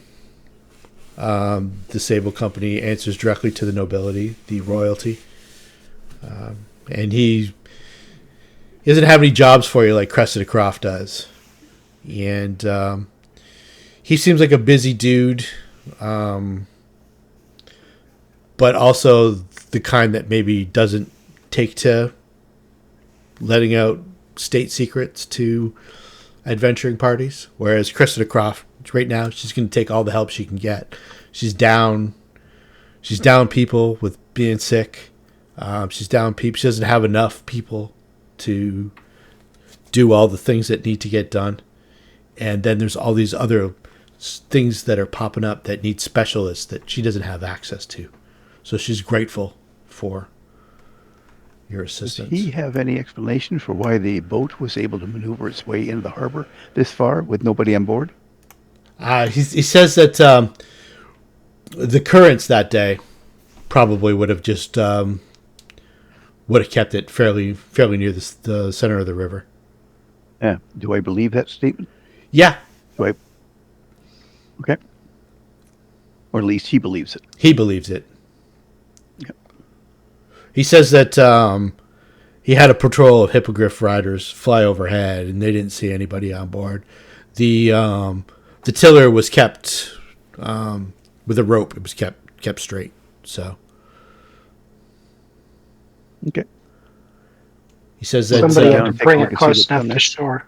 I mean, for it to glide in like that, somebody had to bring it close to shore. It's Yeah. not like it came in 50 miles away and just happened to steer its way right into. No, but it did make its way right into the mouth of the river, which is probably the hard part. After that, it probably would have just Drifted down the river. followed Okay. the current. Yeah. And if we were to take out a big planning board with bits of string and dots here and there, let me guess that the beginning of the river is where the plague started. You're not really sure about the plague. As you're walking through Old Korvosa, you're not really seeing any signs of plague. You know, everybody's out and everybody seems to be. Do we have an indication as to what the disease is? Nothing other than just people sick, cough, cold, like a flu. But they can't get rid of it, right? It's only been like I think Varric says that Grau just came down with it like yesterday or today. Do you want to go see Grau Soldado? Yeah, maybe he knows about the plague. Okay. Yeah, he's got a little place in Old Korvosa. And let's just say that at some point, because Varric was coming here to go talk to him, to check in on him, that you run into Varric. And Varric says, he's got some kind of like a chest thing. And it looks like maybe like some kind of pox. He's got a little red sores breaking out on his face. He says his niece Brianna is a lot sicker. Nothing that you've seen like this before, though. Yeah, we've seen the pox. It's pretty dangerous. I don't know. I'm not an expert. I've seen people get sick in Riddleport. When something like this comes out, then everyone just kind of stays indoors and tries to avoid it. We had Oric, remember a few years back when they had the outbreak? He says, yeah, with this, that was like the flux that was different. You can go check it out if you want. Would he allow us to examine? Oh, sure, yeah. I think I know he wanted. Dark Soul and myself, there may be an opportunity to aid. I mean, no promises, but He says Grau was gonna get himself together. Varric says, "You guys know about Strike Force, right? You heard of us, Strike Force? Absolutely, but just remind us of the details. That's the team that I put together to do the job for the Queen and capture the traitor. Yeah, that was it was me. I was the leader, and Grau was my lieutenant, but on this job, I was in charge, and he's pretty good with the sword. But yeah, I was the leader, and there was a Shani. He's a cleric of Abadar, and there's Ruan, who's he's kind of like a minstrel. He's really good with a viola. He's a Varisian. He's a bard. He's got some magic that was helpful.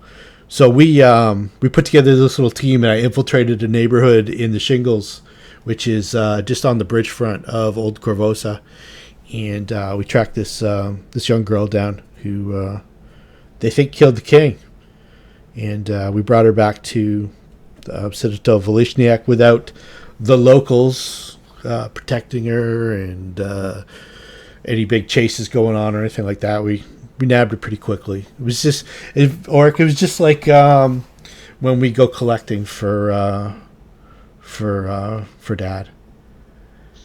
He's like, yeah. It was basically, you run a con game, and it's almost like hunting, but it's people where you flush somebody into a trap. And you just snap them up. Yeah. So he says, yeah, well, we used to do that all the time, so I knew how to do that. But, yeah, Grau, he was on Strike Force, and he wanted me to go and try to talk Ishani into going against his gods, tenants, and casting magic on his niece for free. But he's a priest of Abadar. It's against his religion to give out healing for free. But I know he would probably feel bad about it, and he could maybe do some other herbal healing or something like that Grau's sister could afford. So I was going to go talk to him tomorrow. Do you guys know how to do that kind of stuff? we'll take a look. Yeah, she's a cute girl. I feel bad that she's sick. But yeah, let's go and I'll look at I'll get Grau. So he goes and you get Growl. Let's see. I've got a picture of Growl Soldado.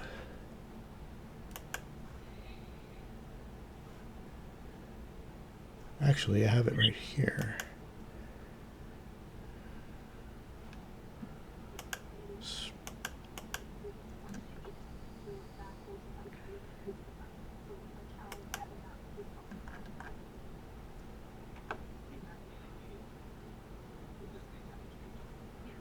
Where did I put it? There we go. Growl Soldado. And just by looking at him, he carries himself with a almost like a swaggering bravado. As soon as you go into his house, he's got like a little apartment in the bridgefront area. He's got the first thing you see hanging on a peg on the wall is a magical mithril longsword. You see his chain shirt and his city-issued steel light shield is also hanging on the wall. It's looking pretty sick. He's got a sad too. He's definitely got a fever, and you're starting to see like the outbreak of like pustules, little pox, like almost like a chicken pox kind of thing on his face and neck. Ouch. Can make a heal check to identify that. I'll try. Well, he's obviously letting us do so. Yeah, for sure. They're close enough to- So Varric introduces you, and he says instead of going to a shanty, these people are friends of my brother. This is my brother Oric. I told you about Oric. These people are friends of my brother, and they might be able to help. They might be able to help Breeze. And he says that Breeze is her nickname, Brianna. That's what we call her. She's a cute kid. I'm going to aid Dorsal in a heal check to identify the disease. Okay. So we know what we're dealing with before we use something to attempt to cure it. So my role is to aid him. I know he's much better at it, but I am relatively decent. Okay. So there's my aid for Dorsal. Okay. He gets +2. You get an extra +2 on this roll, Darsal. In game, it's like I'm examining and looking at Dorsal, saying, "This is what I see." Yeah, You know. absolutely. Darsal, Frontier Doctor. Okay, heal check Yes, sir. with the +2 on. Okay. I think, coming up. hang on one second. Mims might be able to assist you as well. Yeah, I probably should have gone for assist instead of my own roll. That's okay. You gave it a shot. Yep. Heal. Yeah, Mims is decent at it too. So give yourself +4.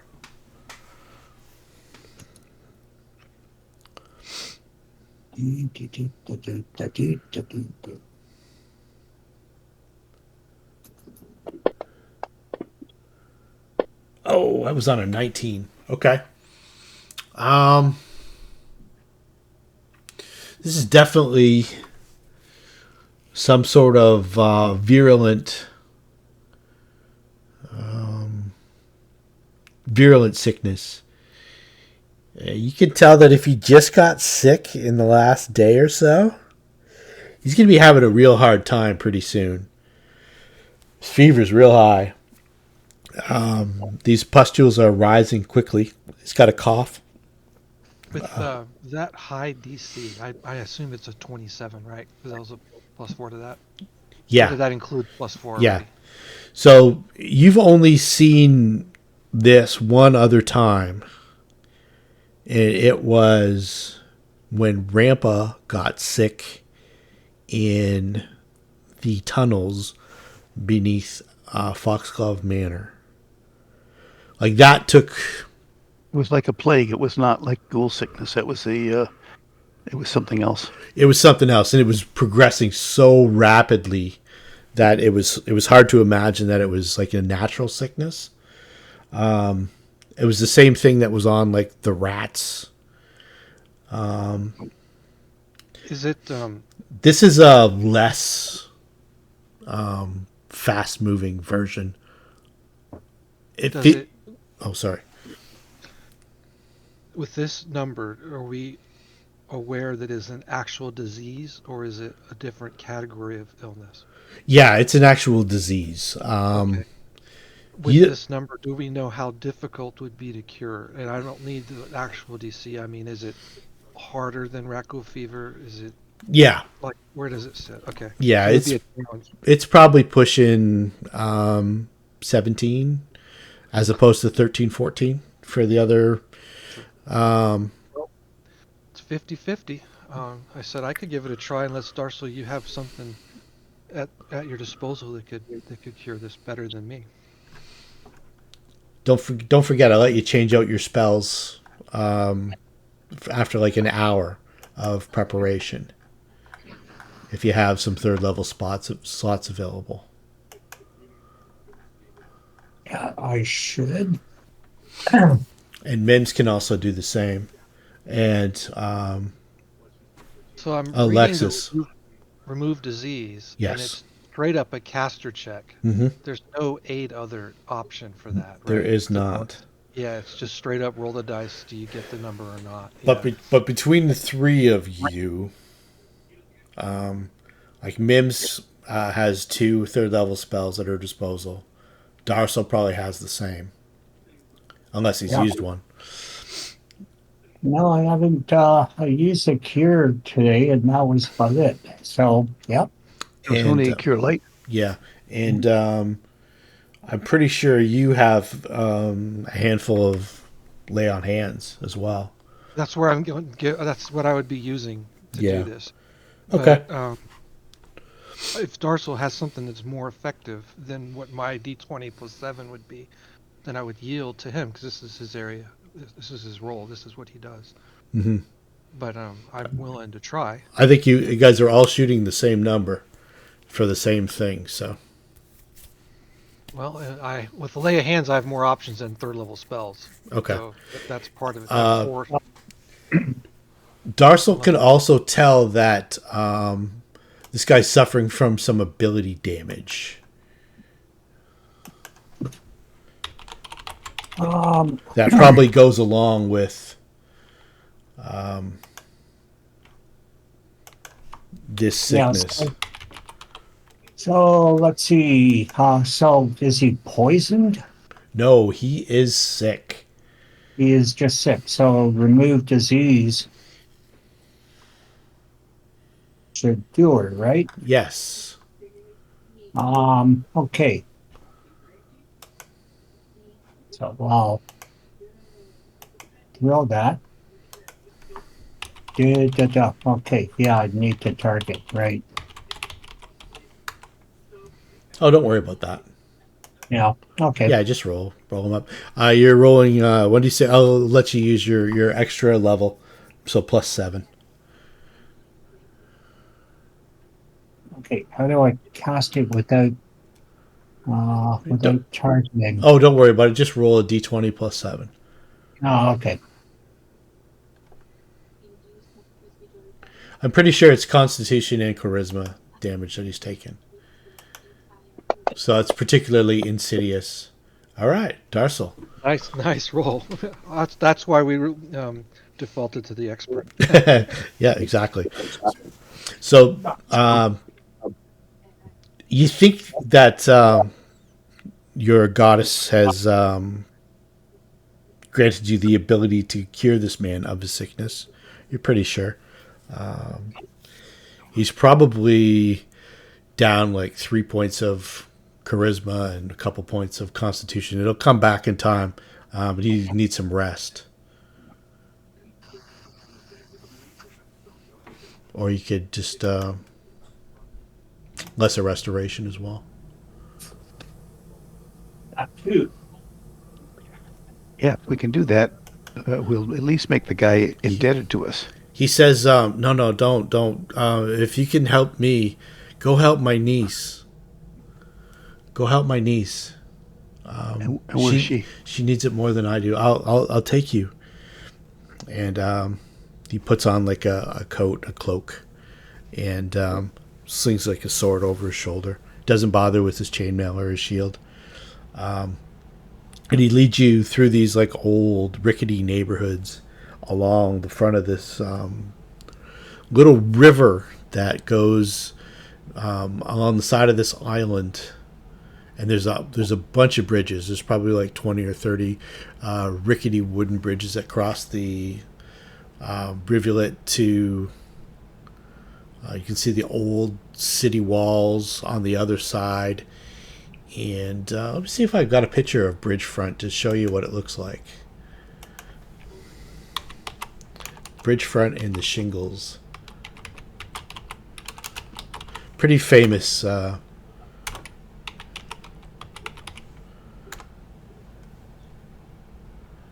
Nope. I do have a picture, I just don't know where it is. Maybe shingles.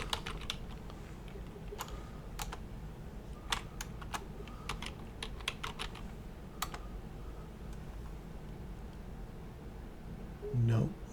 Okay. Well, I'll find one and put one up.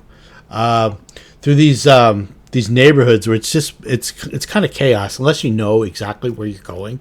It'd be extremely easy to get lost in these little places because it's like a building on top of another building on top of another building.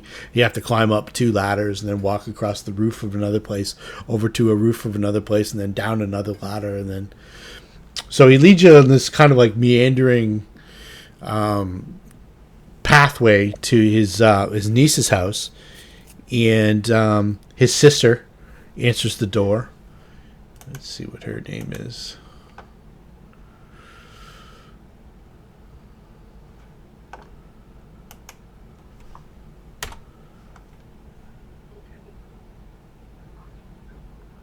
Where was it here?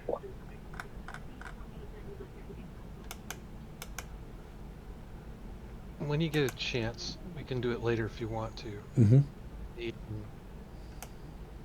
Or whatever the program Mm-hmm. has 4 uses of lay on hands, and I should have 6. I Okay. can't figure out how to change that. Let's see here. That I'm better at doing. So you do, let's see here, under your spells where it says classes, abilities, and racial features, you open up the hourglass, and then for Sorry, first level 4, you just make it 6. Oh, okay, gotcha. Let me see here. Huh. Blood and bones. Oh, I know why I can't find it. Did you do it on my sheet? I did, yeah. Okay, all right. That's why it says okay. Let's see here. Okay, gotcha. That's good enough. I mean, as long as the end result is correct, it doesn't matter how we get there. Oh, here we are here. Okay, family need. Okay. Tace, Tayce, Saldato opens the door. She looks thusly. She is definitely of Varisian descent. She's got a family of 2 boys. What are their names? Charlo and Rello. And her oldest is a spunky young lady by the name of Brianna Saldato, who has the nickname of Breeze.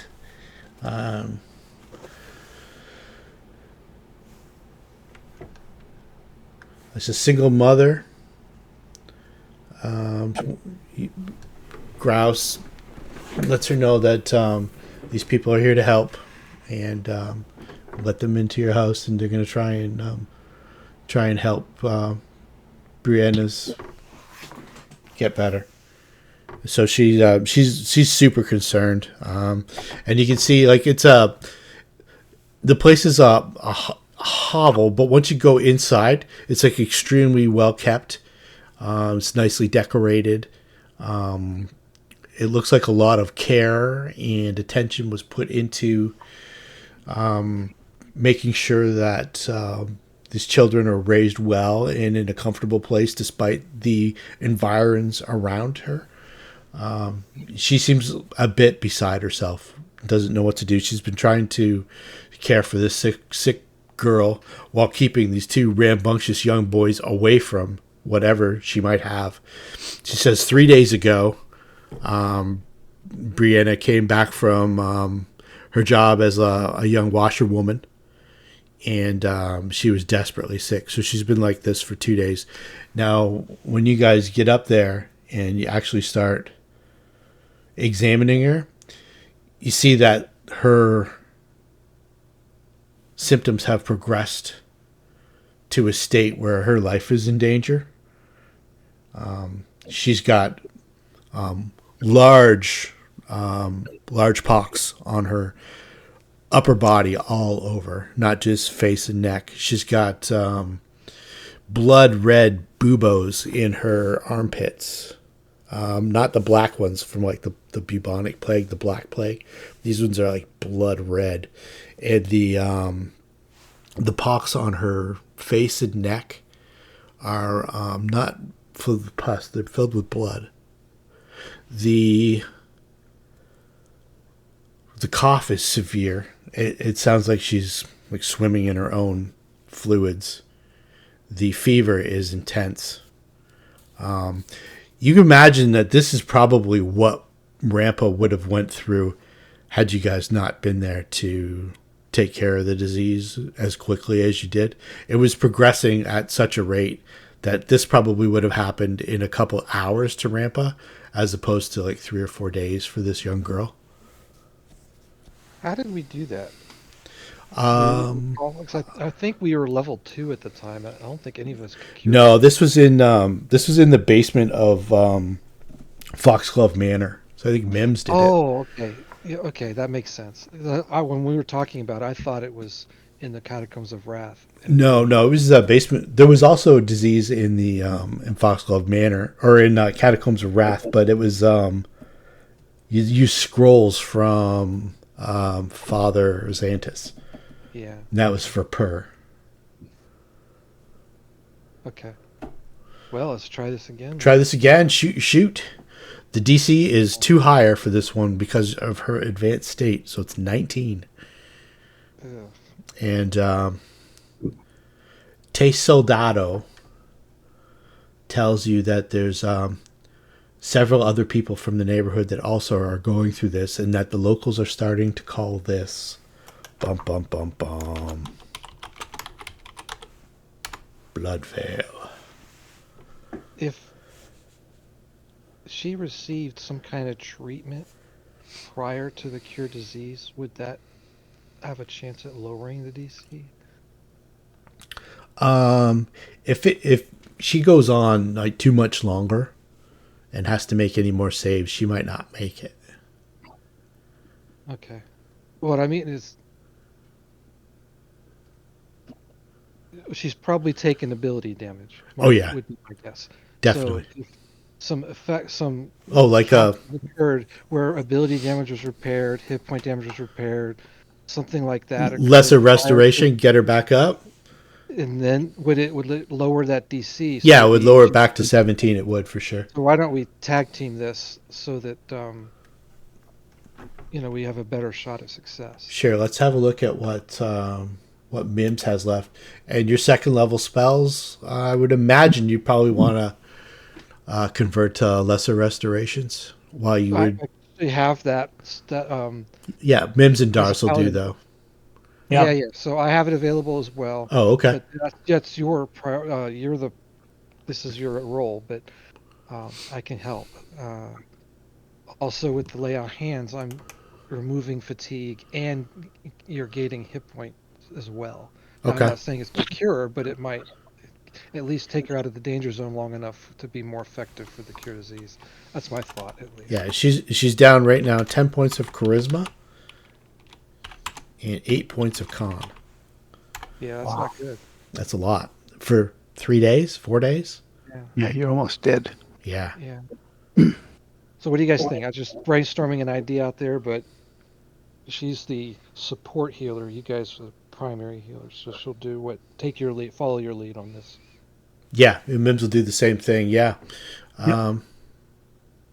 Start seeing. I guess rolling d4s to get some of that ability damage back. Yep, you got to get her out of the danger zone. Okay. How many second level spell slots do you guys have to dedicate to this? Mims has 2. I have 4. Okay. 4 second level. Plus, I do have a full restoration You have that I can do. you have a full restoration? I believe that's a 4th level. Oh, okay. I see. Yeah. Yeah, if we if we leveled you up, that would take care of everything. I think that's 1 ability point right to the top, right? Or is it everything? That's right. Everything. Might be everything. Let me check. I've been using. Look at what did they say? They say description of it. Works like a lesser restoration, except that it also dispels temporary negative levels or 1 permanent negative level. Dispel. Okay. Levels. What do they say? It cures all temporary ability damage and restores all permanently drained from a single ability score. Your choice if more than 1 is drained. Okay. So at least we can fix up her charisma. Let's see here. Restores all temporary ability damage. So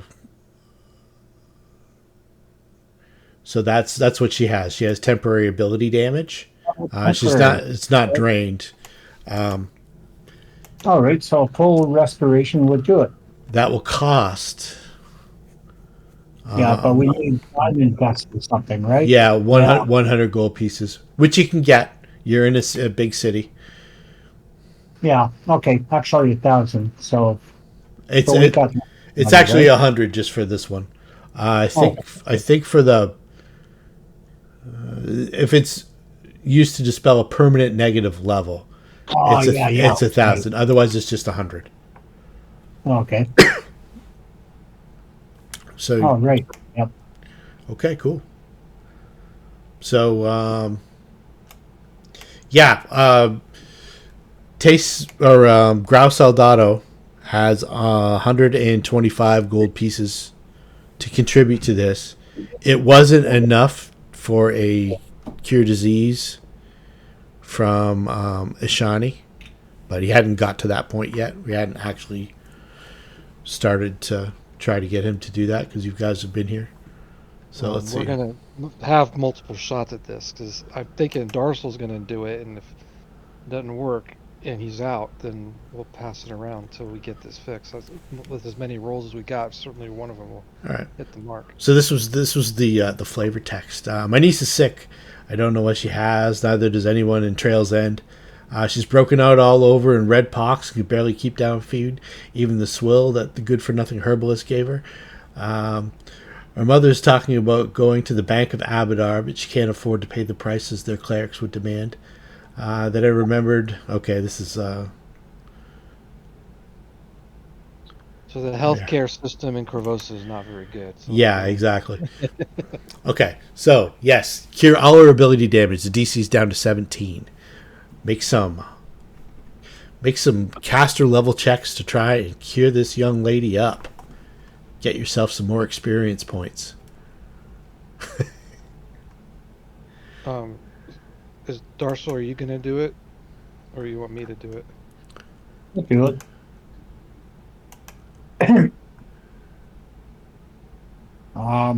So that's a D20 roll, or? Yeah, D20 plus 7. Okay.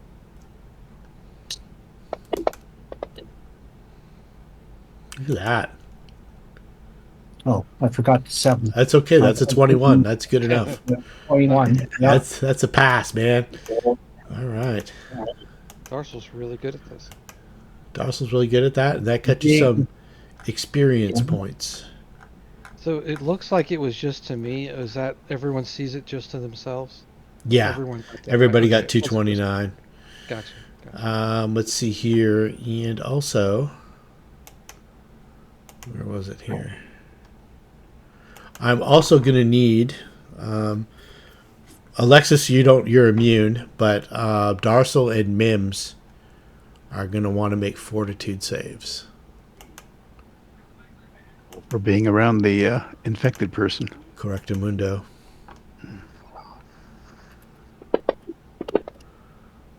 Uh-oh. All right, and we'll pick it up there in 2 weeks. I'm going to leave the room open in case you guys have more stuff to do with your characters for leveling them up and such. Did you distribute any gold? Did we get any more gold? We've got a whole party sheet full of stuff. If you just want me to do the gold, it is... Oh, shit. I made a mistake. Oh, no. I hit the Just wrong sold button. everything. I hit the wrong button. Ouch. Oh dear. All right. It's all- I'm going to have to... Sorry. It's Yeah. all listed in the thing to the left. Yeah, I'm going to have to go through all that. Oh, Yep. shit. Sorry about that. No, that's my fault. My fault. I know where everything is. Okay. You think we got 600 gold? Yeah. Oh, no. Maybe not each. You had like 1,300. Oh, okay. There's stuff to sell. Yeah. Yeah, you would have had 600 gold. Yeah, I think I need 1,600, so never mind. I think for what I want is 5 grand. Okay. I'll recreate this using the video and then the game room tomorrow.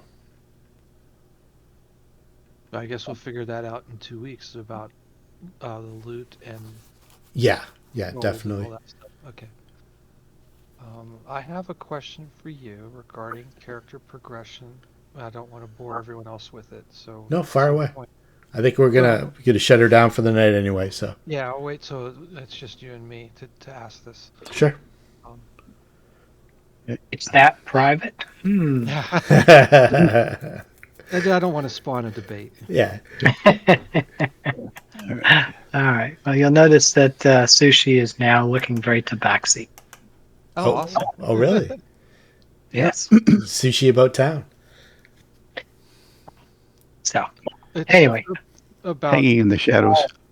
Good night then. Good night, Okay. everybody. Good night, gentlemen. See see you in a you couple. in 2 weeks. Yep. Yep. All right. what happened.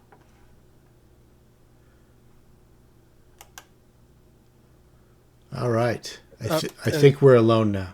Yeah, so I was